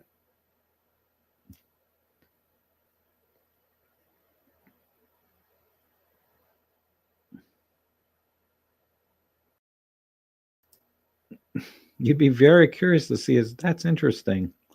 I have both. I have a Pen F and an OM1.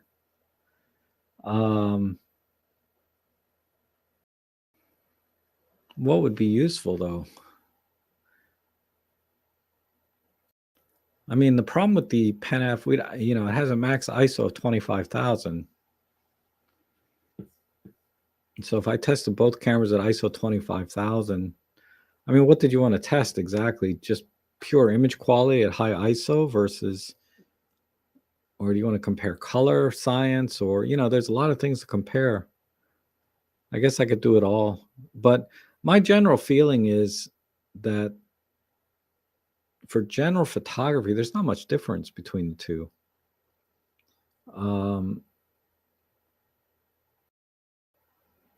Because you mentioned specifically 20 megapixel sensor, so I assume you're curious about the image quality differences, right, between the two. Because a Pen F is really a separate entire camera, and I'd never compare it to any other camera. But if you want to compare sensors, that can be done. But there's not much difference in day-to-day shooting. I mean, the autofocus is not even close between the two. OM1 just kills the Pen F. But overall image quality, it's not much difference until you start pushing it, like I was talking about earlier.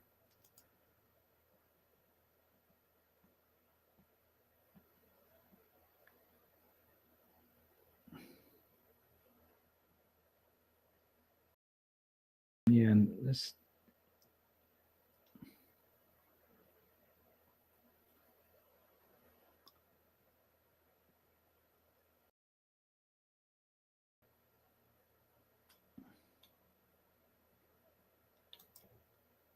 It's interesting. Wally says, "Hi Rob, hope you're well." Because I think it was Basil, or no, it's another lady that said it. Hi Rob, hope you're well. Certainly won't be buying the OM-5 like the G100, but not the lack of focus control, nor does it have any weatherproofing.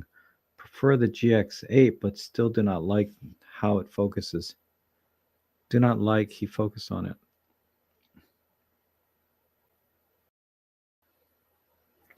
So you're not buying the OM-5 for the same reasons you wouldn't buy G1 or a GX8 is what I'm getting. You don't like the focus on the GX8. Prefer the GX8, but don't like the focus on it. Yeah, that's a contrast focus system, right? I get that.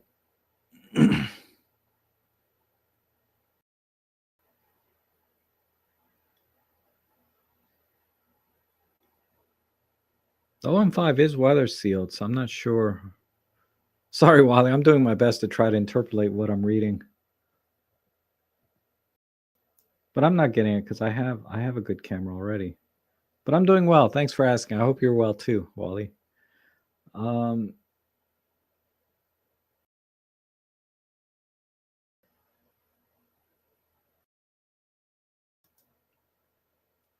I'm not buying the size and weight argument anymore. The S5 and the new Lumix Primes are not heavy. You know, there's certainly an argument, right, that the bodies, at least, of the new full frame cameras are not that much bigger, or in some cases smaller, than the DSLR style bodies from Olympus or Panasonic G9, GH5, GH6, OM1. Certainly they're close enough. We're splitting hairs, really. And in practice, there's no difference in body. The primes, you can get a lot of 2.8 primes that are compact. For the full frame systems. From Sigma has some very nice compact primes.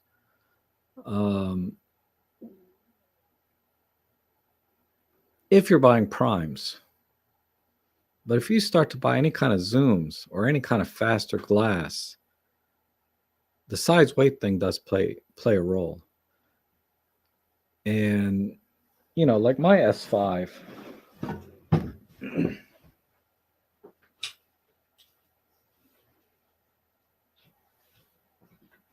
here's my S5 with their standard 50 millimeter f1.8. Okay, let me take the lens hood off. All right, because lens hoods can be any size, but if I put it on, it's certainly pretty big. And then where's my EM5? There it is.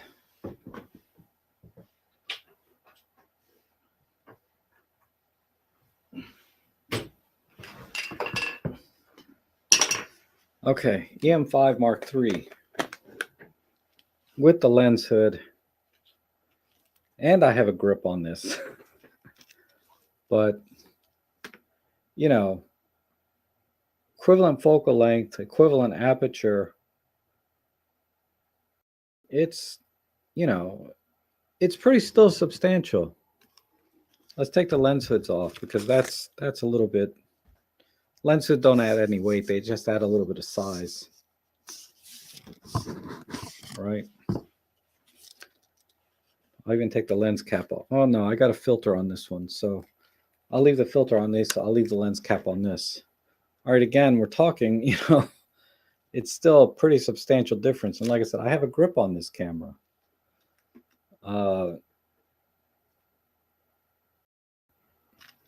Now, the 2.8 lenses are about half the size of my 1.8. The 1.4 comes out to about here. It's a big ass lens. The 1.8 is this. The 2.8s are about half this. And yeah, that's a pretty compact setup, but it's still not as small as that. So what's the difference? The only other difference is and I used this for video for my pro work until the OM1 came out. Now the OM1 is good enough. It's not as good as the S5. I'm not going to concede that. I'll concede that. S5 is amazing. And so is the image quality out of this freaking camera. Oh my God.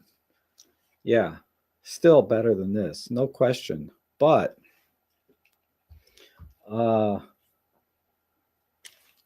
overall, when I pack my lenses and everything, and batteries, whatever, this is always going to be smaller setup, always. Um, so I don't know. This is my argument for having smaller camera systems like Micro Four Thirds over full frame systems like an S5, as compact and lightweight as this is. And I tried to get a 14 millimeter um, wide angle lens so I could do more video work, because when I put this on a gimbal, I need to be at about a 14 millimeter length. And that was a big heavy ass lens, and it was pushing the limits of what my gimbal could handle. The only other argument, I mean, yeah, I'll concede the image quality. There's no comparison. The S5 just blows this away, and you don't have to push it that far, right? Once you start getting ISO 400, 800, you can't compare. Software mitigates that a lot. If you use like Deep Prime, like DxO and stuff, mitigates it a lot. And I don't have a problem up to ISO 6400 on this personally. But if I shot this at 6400 and this at 6400, huge difference. I mean, huge difference. And then, there's the depth of field thing, which can go either way. Maybe you want more depth of field. This is a better choice. You want less depth of field, shallower depth of field. You'll go with this. Because at the same aperture, you're going to get double the depth of field, or half the depth of field, I should say. So that's a whole different conversation. But I think, Brian, that if I take the grip off of this, this will look really tiny next to this. This has no grip, nothing on it. It's just, if I take the grip off of this, this will be really tiny. And in practice for me, my little EM5 Mark III takes just as good a picture for me as this would. There's not enough difference in the image quality for me to take this out rather than this. I'd rather take out a smaller system. But don't get me wrong, I love this camera. I thought I would sell it because I didn't need it anymore. But the images I get out of it, the video that I get out of it, I just love it. It's really amazing. And when I want to use it, when I use it, I just love everything I get out of it. But I just don't feel like taking it out because it's not so much better than my little EM5 that I want to lug this one around. Because I was looking at some zoom lenses like the 70 to 200 f4. Not bad. It's not heavy. It's pretty comparable to the Micro Four Thirds equivalent, but it's at f4 versus 2.8. And again, you could shoot this at f4 at a higher ISO and get better image quality than you could shoot this at 2.8. Once you get into the higher ISOs, but it's just that this does more than enough for me. I'm more than happy with this because I'm doing a review. I'm working on a review for DxO software, right? And I struggled to find images using Micro Four Thirds that look terrible at ISO 4000, 6400. Certainly when I got up to 12,000, 25,000, especially 25,000, this thing totally falls apart when you're pushing. I'll cover all that in my review, but I can shoot this S5 at ISO 25,000 and pull out a really clean image and push and pull. The dynamic range and all of that is just amazing. But I just don't shoot that way. I try to shoot, get the correct exposure, blah, blah, blah. And overall, I'll just take the smaller system. But yeah, I've seen the 2.8 lenses from Sigma, which are really nice. They're very small and compact. Certainly sharp. And then you get the benefits of the full frame sensor. And overall, it's a small system when you get those small primes. And I think that's a very compelling system if you're going to be just shooting primes. When you start to think about you want to start doing wildlife, 70-200 ain't going to cut it. You need the 150 to 600 or whatever 600 millimeter lenses they have that are zoom, right? Forget about primes unless you want to spend $10,000, $15,000. But you know, when you start getting into other types of genres of photography, that's when this system gets a lot bigger very quickly, right? You want to get faster lenses. You want they got 0.95s, they got 1.2s, 1.4s, they have everything. That's when these lenses get really big. And certainly when you get to the longer focal lengths, the lenses get really big. The overall system just grows exponentially. But yeah, if you want to buy a couple of small primes and go out and shoot some street, get a couple of 2.8s with the S5, and you'll have the most amazing experience shooting this camera system with these small primes. You have a small compact system, and you'll get really amazing image quality. You'll get a shallower depth of field in many cases.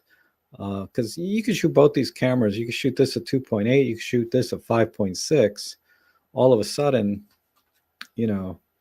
I'm sorry, you can shoot this at 5.6 and this at 2.8. Let's reverse, because this would be its depth of field of 5.6, even though you shot it at 2.8. I don't know where I'm going with this, but don't get hung up on size and weight all the time. You can certainly mitigate size and weight when you buy smaller, cheap primes for your full frame system. And and even if it's a little bigger, it's not a big deal. Pun intended. It's not a big deal. This 51.8, even though it's substantially larger, I mean, this lens is almost as big as the camera and lens combined here, right? Look at that. If I take this lens off and just put it next to this camera, well, anyway, you get what I'm saying. It's not that big a deal. I do like this camera. Make me want to go out and shoot with this now.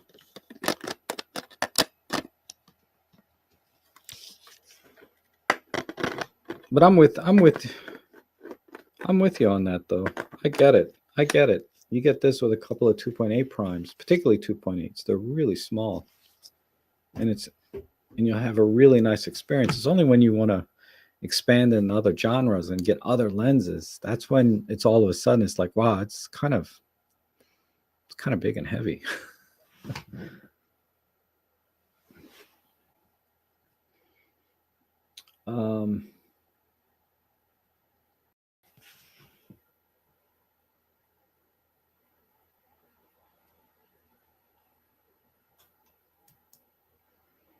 George always has good questions.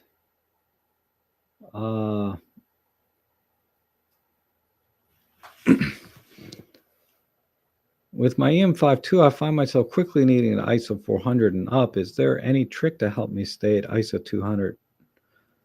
And what uses for ISO 100? Okay. There's really no trick. The exposure you need is the exposure you need. And if you have to bump your ISO, there's usually no workarounds.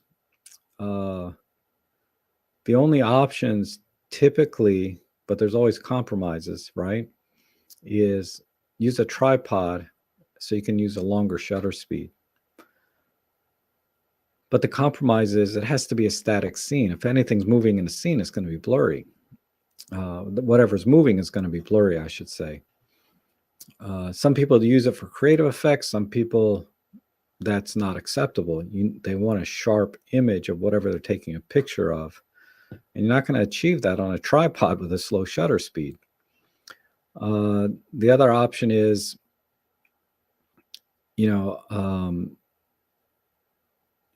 if you reach the limit of what you can handhold with IBIS, and you can't use a tripod,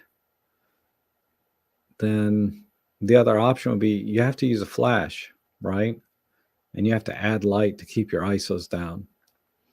But there's not too many options, really. The exposure you need is the exposure you need. You need a certain shutter speed, you need a certain ISO to achieve that shutter speed.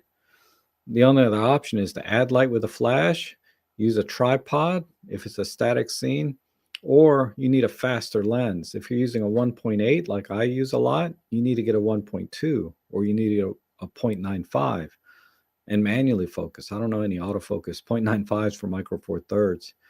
There's not too many there's no tricks. Let me just put it that way. There's no tricks to using lower ISO. There has to be some sort of substitute, either tripod, lens, or flash, and or technique. If you can hand hold and use a longer shutter speed, tuck your elbows in, hold the camera properly. I mean, there's technique too, but I'm sure your technique is fine. But yeah, I don't have any tricks, unfortunately. There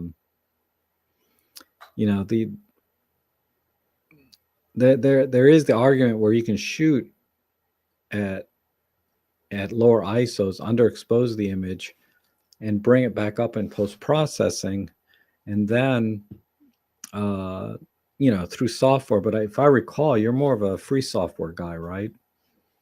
But even if you're not, this technique of underexposing them, pushing and post is probably the weakest option of them all, because you're not really gaining anything by doing that. You might as well shoot at higher ISO in camera, so you get the proper shutter speed. So I'm sorry, I don't have any tricks. All I have is reality is the shutter speed and aperture and ISO. If that's what you need, that's what you need. Or you buy a faster lens, or you use flash, or use a tripod. What's the use for ISO 100? ISO 100 is for typically the way I use it is when I want to use a longer shutter speed. So let's say I'm trying to do a picture of a waterfall and I want to get smooth flowing water. And I'm at ISO 200, f22, the maximum by lens, and my shutter speed is still 2 seconds, right? It's not giving me as smooth a waterfall as I want. So I can lower the ISO to 100 and get a 4-second exposure with almost no compromise in image quality. There's virtually none. Some people say you lose a little bit in the highlights, but I can't tell. So for me, that's how I use the lower ISO. Sometimes I go to lower ISO like 80. But if you go from 200 to 100, like on your OM-5 Mark II, you gain an extra stop that you can play with, either with ISO or with shutter speed. And typically it's to get a longer shutter speed than you otherwise could at ISO 200. And that's how I use it. And just think of it as another exposure control, right? So using a lower ISO allows you to use a longer shutter speed, basically, by one full stop. And it can be pretty significant, because like if you have an 8-second exposure, let's say I got an ND filter and I'm able to achieve a 15-second exposure, I can go to ISO 100 and get a 30-second exposure. You know what I mean? So that's how I use it.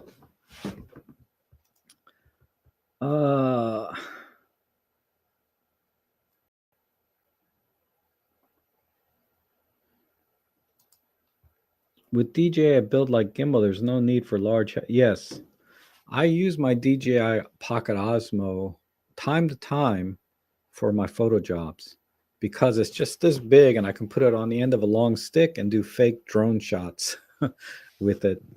But there still is a need for a gimbal with a real camera for the image quality purposes, right? I cannot get 4K 422 10-bit video from my Pocket Osmo.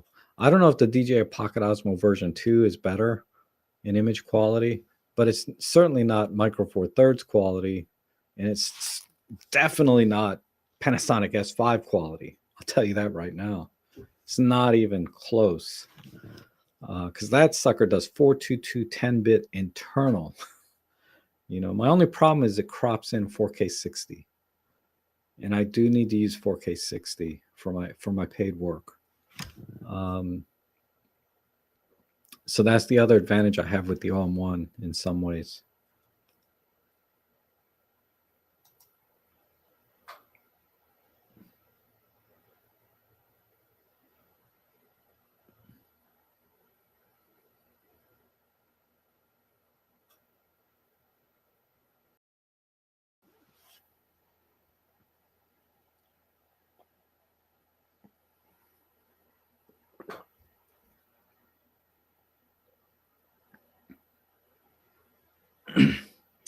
Ooh, Tom Pierce says he just picked up the G100 on eBay, brand new for $400. Wow.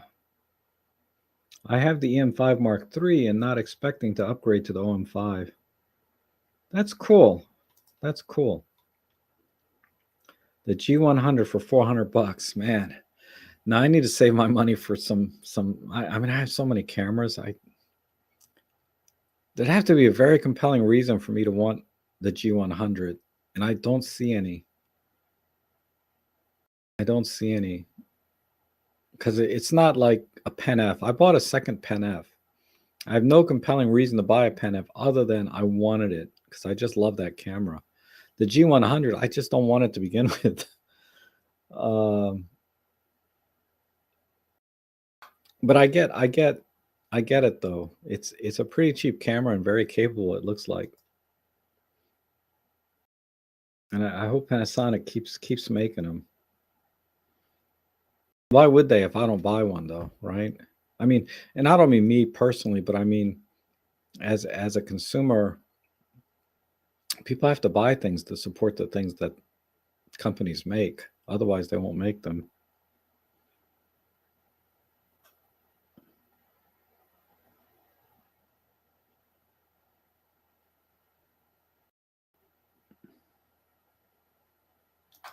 Speaking of non-IBIS cameras, what's your go-to tripod? Well, I have a Mi Photo. It's in the other room, I think. Yeah.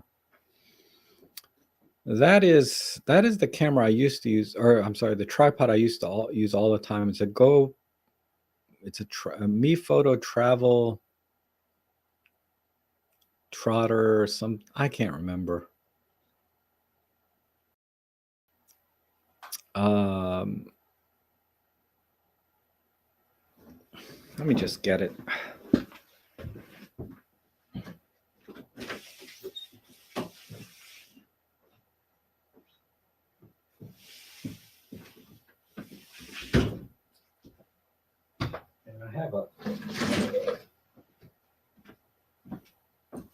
I have a whole bucket of tripods. So I'm going to give you my tripod experience here very quickly. Well, I don't know. This is a freaking 2-hour stream now, so quickly is out the window.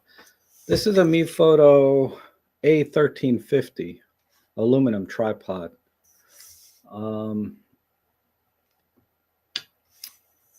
I like this because I prefer the twist type over the flip locks. And I like the ball head that's on here. I like this. This is my go-to tripod for most things when I don't mind carrying a regular tripod. This is a regular size tripod. It's not compact. I mean, it's compact as far as tripods go, but I usually carry, I have another Mi Photo tripod that's in the car. I'm not going to go get that. That's very small. That's what I usually use because my Micro Four Thirds stuff is so small and light. I can use them. I can use a tripod. It's a 2-pound Mi Photo tripod. They don't sell it anymore. That's my go-to tripod for my Olympus cameras, but they have IBIS, and that tripod's not steady because it's so small. For my non-IBIS stuff, this is what I use with my Nikon D750, and this is pretty solid. And then there is the Manfrotto, which is in my car. That's what I use professionally, but that is the most stable tripod I've ever owned. It's the Manfrotto 055 X Pro or something. That is a big tripod, but it's heavy and it's solid, no problems. This tripod is just as good, not just as good. It's good enough for most things.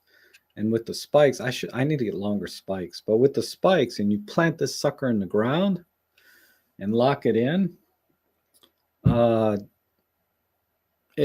don't have to worry about IBIS at all. Okay, and it's small and compact enough. And what I like about the twist locks is I'll unscrew all these, you know, all of these together like this. I'll show you a little trick. But once I unscrew them all, you know, they all come down, then I can just tighten it up, twist the other way, right? Tighten up and go. And the same thing is true for unlocking, right? I'll just loosen all these four at the same time, and then, you know, I'm extended, and then I just go back and tighten them, and then I loosen them back up when I'm done, and I just use gravity. Oh, I didn't loosen that one. All right, but I just use gravity to open it. So that's why I prefer the twist locks, because you can do that a little bit easier with twist locks. Just, you save a few seconds in setup time. Plus, it's really cool.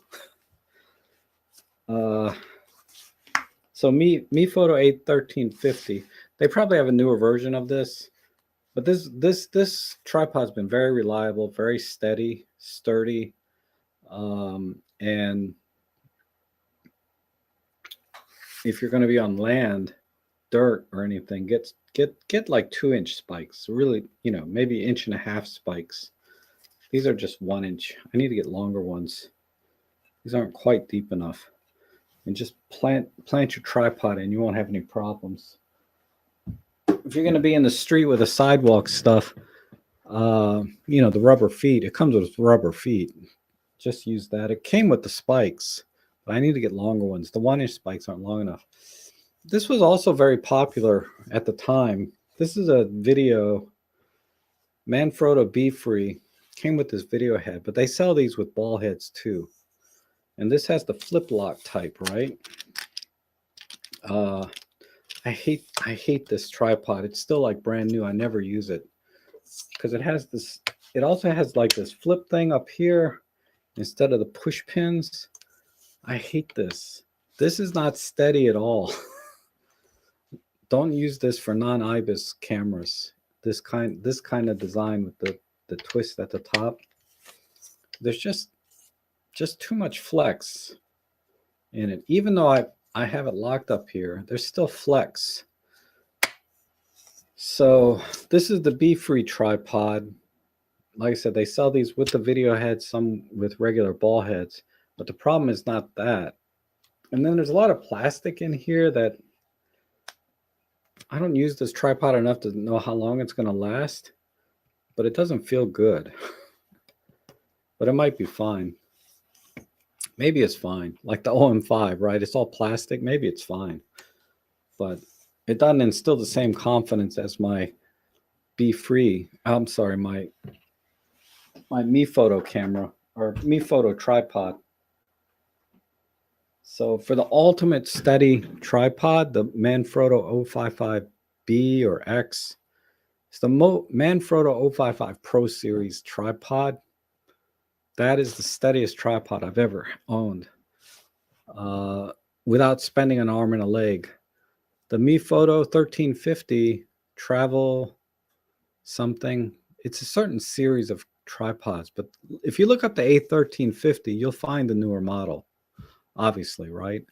That has been excellent. The Manfrotto B-Freeze, fine for video stuff, maybe. but I never use it because the legs just aren't steady. I'll use it sometimes when I need a second or third tripod. I'll pull that out when I have like multiple cameras set up, but that's never my go-to. um, Money no object, that there's a brand of tripod. I use their ball heads, but I don't have any of their tripods because they're so freaking expensive. Gitzo. Gitzo, you pay an arm and a leg, but you'll probably get, that's like you buy that once in your lifetime. You'll never need to buy another tripod again. It's one of those things.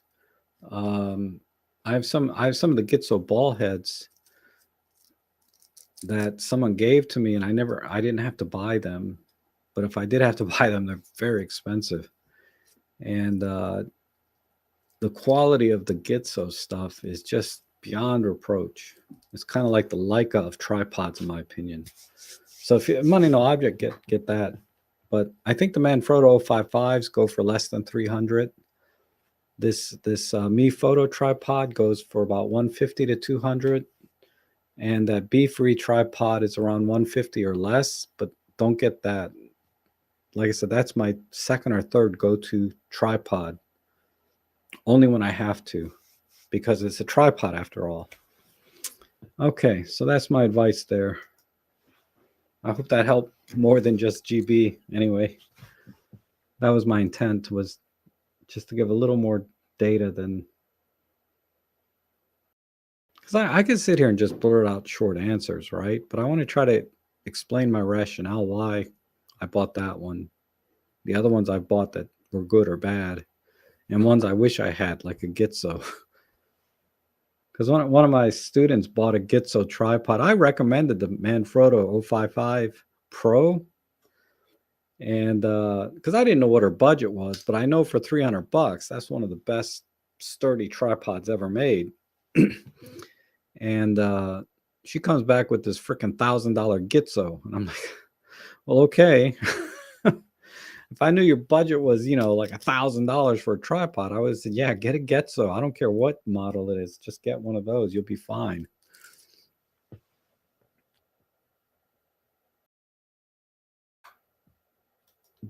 Do you magnify? Yes, I do magnify to check for sharpness. I prefer that over peaking. I assume you're referring to the magnify feature in the cameras. Oh, that explains why that keeps happening. Okay. Generally speaking, for critical sharpness, I use magnify. If I'm just need to be close, peaking is good enough. Which is most of the time I prefer critical focus, so I use magnify a lot. But if I'm in a hurry and it's not important, peaking is fine if I have to manually focus.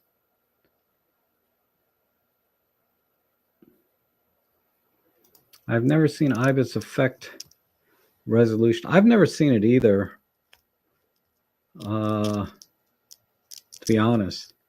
It's just one of those things, best practice, right? Turn off IBIS when you're on a tripod. It's just one of those things that you do as a practice, even though technically it may not be necessary anymore. But I don't think it hurts to turn IBIS off if you're on a tripod. And as far as shooting handheld, IBIS can only help, in my opinion, at this point.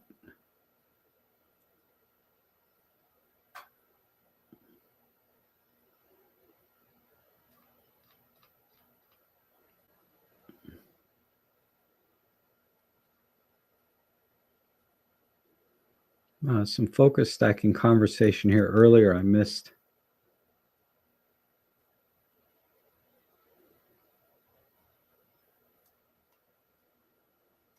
And this is in reference to this is in reference to the sensor between the PenF and the OM-1. You're curious about the flexibility of the file. Okay. I know the OM-1 is definitely better. But if you want to see an actual comparison, how much better, like you want to quantify that difference, maybe I can do that. since I have the cameras. I mean, it's purely out of academic interest, right? We're not trying to prove or disprove anything, right? We know the OM-1 is better, but just for academic curiosity, how much better is it than the Pen F, which was the first? I'm a little curious too. I'll see if I can make time for that. Why not, right? It could be a short video, right? How hard can it be? Um,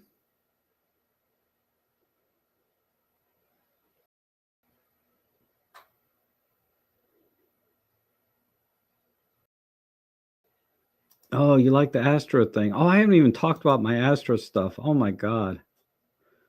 Hey, Darko. I'm doing well. Wow, it's already 1:30. I should go. Chelsea is really cute. Yeah, I'm with you on that, Sam. I don't know what this Tony conversation is. I totally missed this.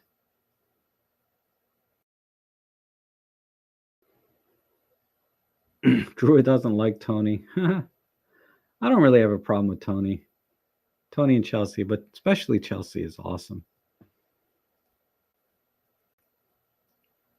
I mean, they're doing something right that they have so many followers. I mean, I don't always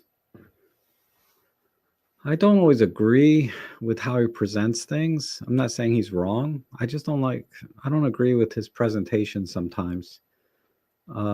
So I started my own channel. You know what I mean? I put my money where my mouth is, so to speak. That's why I laugh sometimes when I get criticism, and I'm open to criticism. God knows I do things, I'm wrong all the time about stuff or proven wrong about stuff. I try not to talk out my butt. I try to back up what I say. But I get these criticisms sometimes, and I'm like, well, you're not wrong, but if you don't like it, start your own channel and tell people what you think. Why are you telling me? Because sometimes people are telling me things that just don't mean anything in a constructive way, right? And I don't get offended or anything. And sometimes it's hard to tell people's tone when they leave a comment in the comment section, right? Like I may be taking it the wrong way. But sometimes it's clear, right? It's clear that they're being a little bit passive aggressive or condescending. It's clear, right? And in the back of my mind, I'm like, if that's what you think, start your own channel. You know what I mean? Why are you attacking me? But that's okay, you know. So when Tony, if there's something like when he said Micro Four Thirds is dead, I didn't make really a response video, but I did talk about it in another video, and I just told you what I thought about Micro Four Thirds at the time. And here we are 4 or 5 years later, they're still selling. Micro Four Thirds is still here. It may be dead to him and dead to Fro. Fro is a big time Micro Four Thirds hater. Which I'm not saying Tony is a hater of Micro Four Thirds. I think he just, there's no market for it, relatively speaking. So he doesn't waste time with it on his channel. I think it's more of a business decision that he doesn't use Micro Four Thirds than it is an actual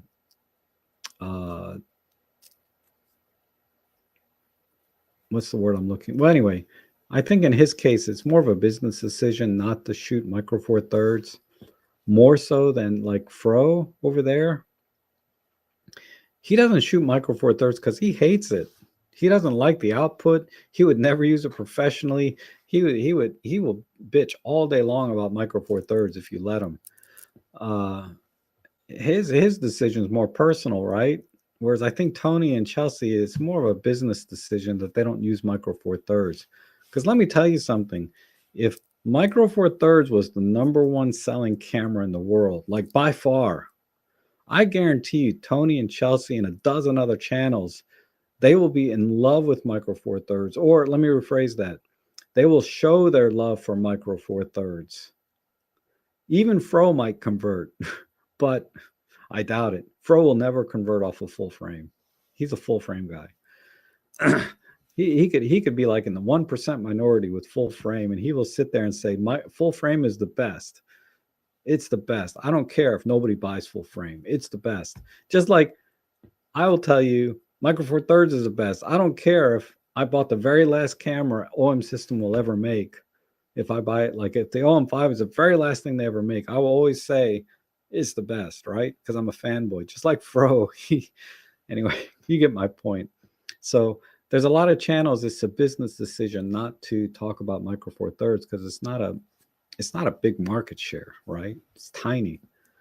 I mean, what's the biggest channel of all the Micro Four Thirds guys around here? I think it's Robin Wong, and Peter Forsgaard with 50 some thousand, and then Jimmy Chang and me and Maddie used to be more of a Micro Four Thirds guy. He was never a full on Micro Four Thirds guy, but you know, we're all very tiny channels compared to the Tonys and Fros out there, right? And that's purely because of market share. I guarantee if Micro Four Thirds was number one in the market, all our channels would be 1 million plus right now because we all love Micro Four Thirds, and we shoot Micro Four Thirds personally and professionally, and and we're happy to share our knowledge with the community and do the best we can to help promote the Micro Four Thirds format. But a lot of channels, they're very business orientated, and they're pushing whatever's popular. So Canon's number one, Sony's number one, Nikon is number one or number two, depending, what quarter it is. So those are the brands you see on these other channels all the time because it's a business decision. Except for Fro. Fro is a full frame fanboy. All right. And that's as much a rant as you'll get from me today. I have not heard any rumors of a Pen F2. I seriously doubt we'll ever see one, but if we do, I'll be happy, but I seriously doubt it. And Basil hopes there's a successor to the G9. That would be awesome. I would love to see what Panasonic, because they did so much with the GH6. The GH6 is such an awesome camera. I mean, it's too big, and I'm not that big in the video. If it was more compact, like the OM1 or even an OM-5, I probably have a GH6, but it's a big ass camera. And not that it doesn't need to be big. It needs to be big for all the video capabilities and the cooling, and there's a reason it's that size. But if I was in the video, so yeah, but the G9, I'm gonna get a G9 one day. It's just out of my budget right now, but one day I'm gonna get a G9 because just like the Mark II series from Olympus, I think the G9 is the best camera Panasonic ever made, and one of the best cameras in the entire camera market, regardless of brand. I think it's one of the best cameras ever made. Now I prefer Olympus, and I think the M1s are some of the best cameras ever made, and I'm putting G9 right up there on the same mantle. The G9, the EM1s, best cameras ever made, regardless of brand, sensor size, whatever. Best cameras ever made, in my opinion. And I would love to have a G9 on my shelf because just for that reason. Now, if they come out with a successor, I probably still wouldn't buy it. Unless there was some compelling reason to. I'd have to wait till see it comes out. But the G9, I'm going to buy it one day when I have the money. I just don't right now. So Uh, I I I really hope Panasonic stays in the camera market in a very substantial way. You know, cranking out one camera every 2 or 3 years is not enough. That's not enough. But if they can crank out one camera every year with updates on top of that, that would be nice. That would be nice, like one nice camera every year. Doesn't have to be flagship, just something quality, something nice, like the G100, right? Crank out a nice camera every year, and next to that, have an upgrade. So, OM Systems, flagship OM-1 this year, brand new model OM-5, two cameras this year, two excellent cameras, right? That's what Panasonic needs to do. G9 Mark II, like a flagship photography based camera, and maybe I don't know, a G95 Mark II, something smaller, lighter, pretty much the same thing as a G9, but it's a G95, right? An upgrade. So an upgrade to the G95, an upgrade to the G9, just something every year. Uh, but I don't know. That would be a nice substantial, just like OM Systems is doing, two cameras a year. Like next year, right? What are they going to do? Probably next year we'll see the EM10 replacement. So maybe the OM10. I don't know. I'm just guessing. OM10 next year. Something new and nice. An upgrade path from the EM10s. And then maybe that's all they need next year, right? But something every year would be nice. Maybe an OM10 and a new Pen F2. That would be nice. OM Systems next year. Do that. The GX9 Mark II. I don't know. I didn't think the GX9 was that old, but maybe it is. I don't follow Panasonic as closely. The Lumix cameras. I should get some of their. I got a couple of them, but I really want to get one of their Leica branded lenses.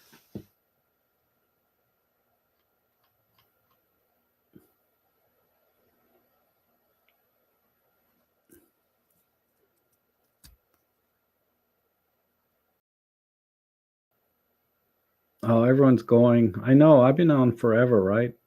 Might as well make it a 24-hour live stream. Basil's not a Tony fan. Tony has a lot of haters, many enviers, but still things to list to enjoy. Tony is about clickbait. Yeah, like I said, he runs it as a business. Clickbait is just part of doing business. Trust me, I had a very clickbaity thumbnail for this live stream, and then I changed it before I published it, But I always have a clickbaity thumbnail in mind, and I'm like, you know what? There's no need for it. People that watch my live streams or watch my videos, they know me. And that reminds me, I have a video out on the lighting. If you guys want to support the channel, whether or not you're interested in a particular video, just watch it, because getting views on my videos, um, and I'm not worried about the ad revenue because that's nominal, right? If I get 1,000 views on a video, it's like $3-4. I mean, it's not about the advertising. It's about getting some sort of clout with third-party manufacturers, so I can get some free stuff like lenses and software and tripods and stuff that I can test out that you guys would want. So I did this LED lighting video. They're not going to be impressed with 500 views. You know what I mean?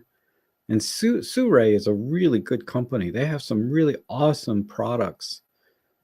And if I have a really successful video review of their one product, they're going to send me more stuff. And when they send it to me for free, it's not really free. I feel like I'm working. I'm busting my ass to make a good video for that product. So I'm paying for that product with my time. But I only try to review things that I think are decent, a decent value at least. And so I don't want to get free stuff, so to speak, but the value of these things that I get is much more than the advertising revenue. It's more valuable to me. It's more valuable to you as viewers if you're interested in a particular product. So I don't want to turn into like a full-on review channel of products and stuff. But yeah, if you guys watch my videos, even if you're not interested in that product particularly, or just mildly interested in it, if you're not interested at all, okay, don't waste your time, right? I don't want to put you through that. But if you're mildly interested in it, it helps out a lot if I can get about 2,000 views on a video. If I get about 2,000 views on a product review video, that is more than enough to get their attention to send me more products. But if I put out a video and there's 500 views on it, that's the last Sue-Ray product I'm ever going to get. Let me tell you that right now. Anyhow, that's just a personal thing for me. You guys do whatever you want. I don't want to influence your decision on products or what you watch.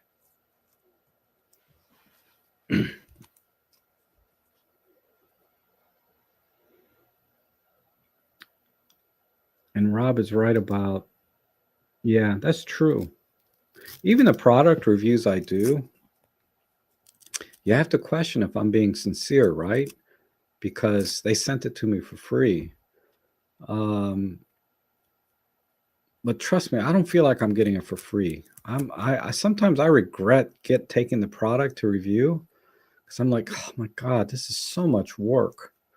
It's like that lens I got for the Fuji camera, the 85 millimeter, nice little lens, but I kind of regret taking that lens on because it was a lot of work to understand the tilt function and to be able to demonstrate that properly. I mean, I know some people can do that in their sleep, but it was a lot of work for me to make that video. And I don't think it's even broke. Well, it might be 1,000 views now. I don't know how many views it has now. So they might send me, I doubt it.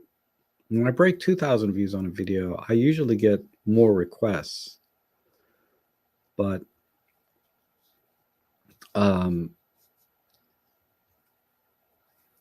subconsciously, I have a rapport with this company now, right? They're sending me something for free. No matter how much work I put into it and feel like I shouldn't have done it, because now I feel like, they're getting way more than their money's worth. Because my God, I probably spent about 40 hours making a video on that lens between the photo walks and testing and watching videos on how tilt lenses work. I mean, I put like 40 hours into that video. So, and then I gave the lens away to somebody that could use it, in the end. Because it's not a lens I can really use personally. But even though I have a rapport with these companies, like Sue-Ray now, I did the LED lighting. I really do like their product. I'm using it right now. And I wouldn't take the product on to begin with. Because I told them, like, I had a problem with the thing breaking on me. So I told them, I got to put this in the review, that this thing broke the handle. I mean, it was my fault, but it wouldn't be a review if I left that out. But I give them the opportunity, right? That if there's a problem with the product, I give them the opportunity before I publish. I'm going to put this in my video. Do you want me to publish this or not? Because I'm not going to basically leave because omission is a form of lying, right? In a way. So I'm not going to publish this video without it, right? This is how it's going to be. But I communicate with them before I make the video. I say, look, these are the issues I'm having. I can minimize some of the issues because they are minimal usually. But something breaking on me, I can't minimize that other than saying it was my fault for breaking, because you can't use a plastic handle and then put heavy things on it. It's like the plastic tripod grip in the OM-5. Don't put any heavy lenses on there, then mount on that tripod. You know what I mean? There's things like that. But yeah, there's you got to question sometimes though when YouTubers like myself get stuff for free and then show it online in its best light, right? In my case, that's literally true. I tried to show the Sue LED lighting the best I can and how I used it, and I used it and it worked great. David was with me when on one of the photo events that we went to where I used it, where the handle broke, right? But yeah, you got a question, because I watch a lot of reviews and I'm like, I can appreciate how much work goes into making a review video. So as a viewer, I try to put that aside and critically look at the product, right? And try to extrapolate if they're being honest or if I see a problem here. But generally speaking, most reviews are pretty fair, but they do leave stuff out. They leave stuff out, whereas I wouldn't leave something out if there's a problem. And I tell them there's a problem beforehand. Fortunately, it's only happened on these lights most recently. I had a problem and I published it. I told them I was going to publish it this way, and they said, that's fine. You do, because there was another product I told them, I can't remember what it was, but I told them what the problem I was having with it. And they said, it's fine. Just make the video however you want to make it. Every product I reviewed, every manufacturer, whoever sent it to me said, you say whatever you want to say in the video. But like I said, subconsciously you have this rapport with them, so I feel like I have an obligation. Alexa, stop. So subconsciously, right? You feel like you have to show the product in its best light. But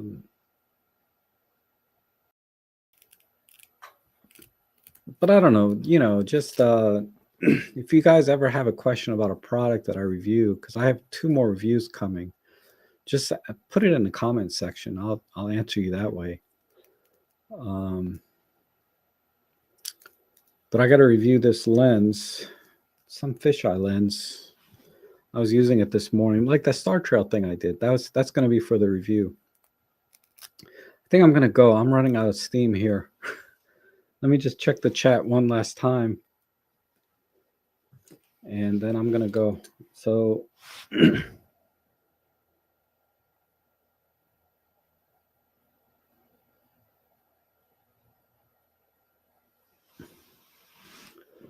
yeah, Henry says he doesn't care for the poor way OMS treats its ambassadors. That's a double-edged sword.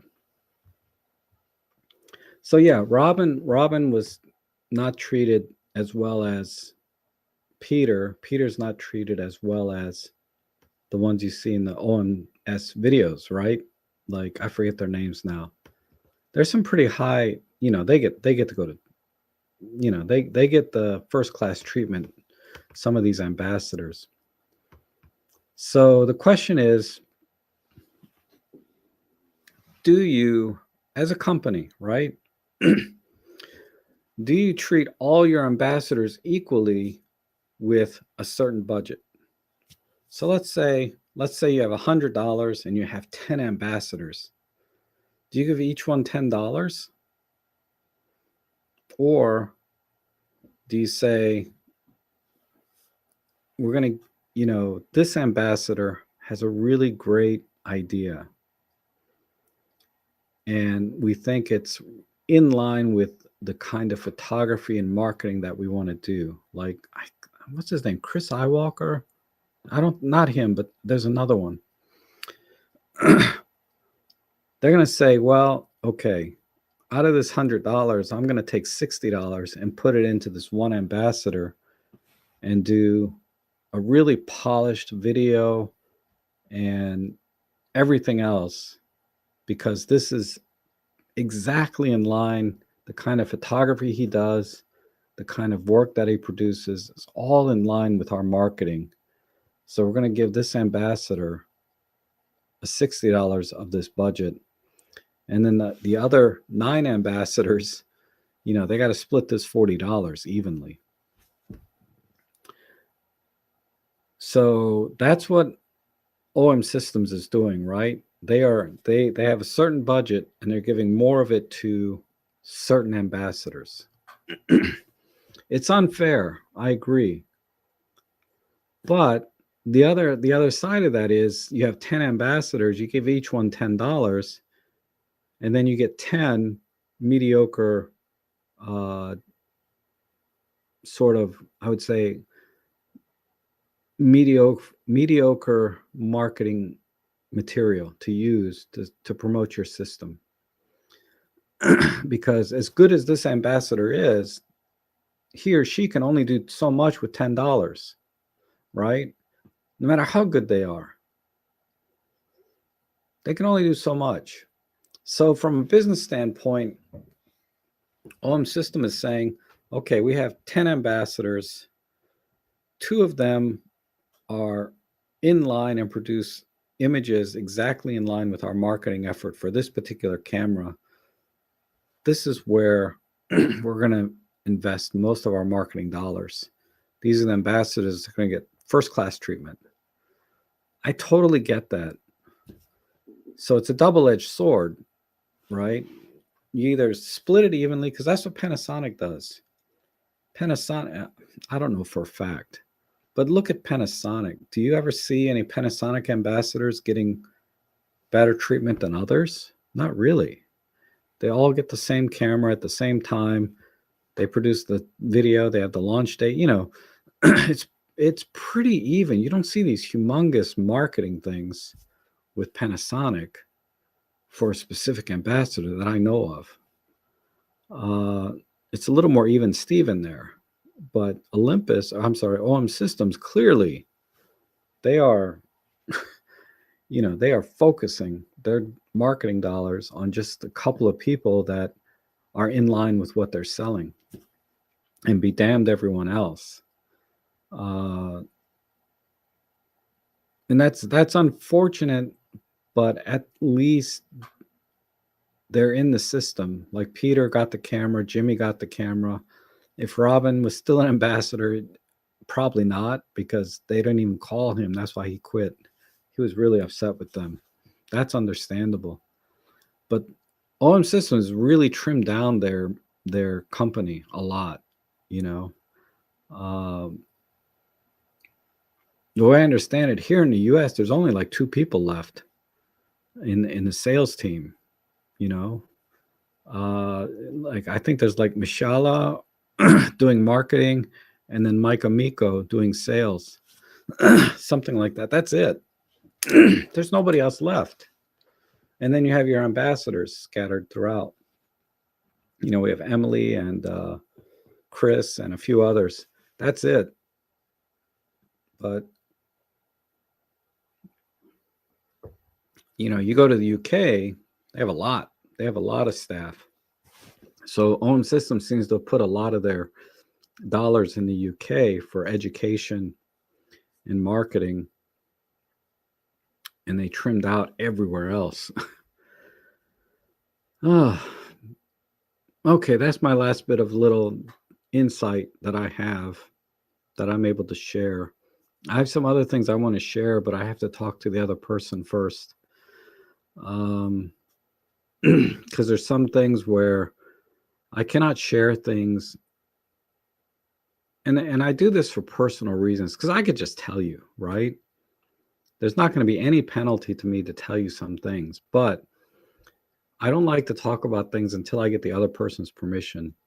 I'd really like to promote what you're doing over here. Is there do you want to come on the channel with me, or do you want to, is just me mentioning it enough? And not that I'm anybody, but is it enough, right?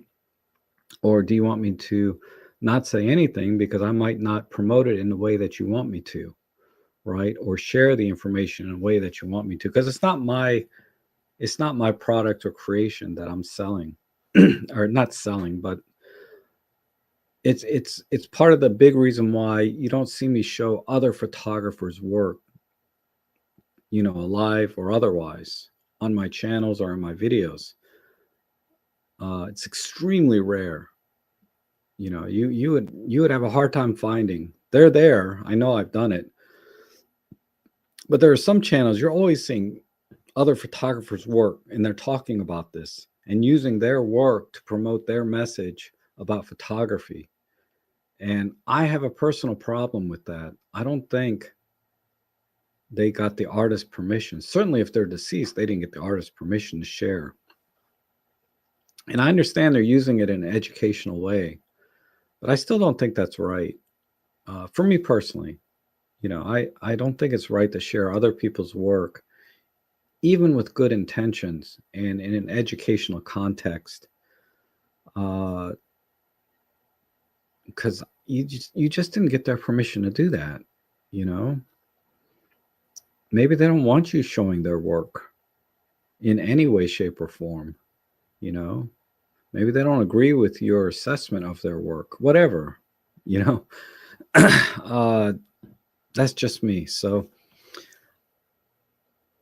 I am going to call it here. You guys have a great rest of the weekend. I'm going to process my astrophotography images. I didn't even talk about those today. They're going to come out total crap because I got out and my camera was pointed down at the ground because I picked the wrong target. So whatever I took a picture of may be nothing. It might be awesome. I don't know. We'll see. I'll talk about it next stream. I'm just too tired. It's been 3 hours. You guys have a great weekend. Thanks for sticking it out. We'll see you again soon.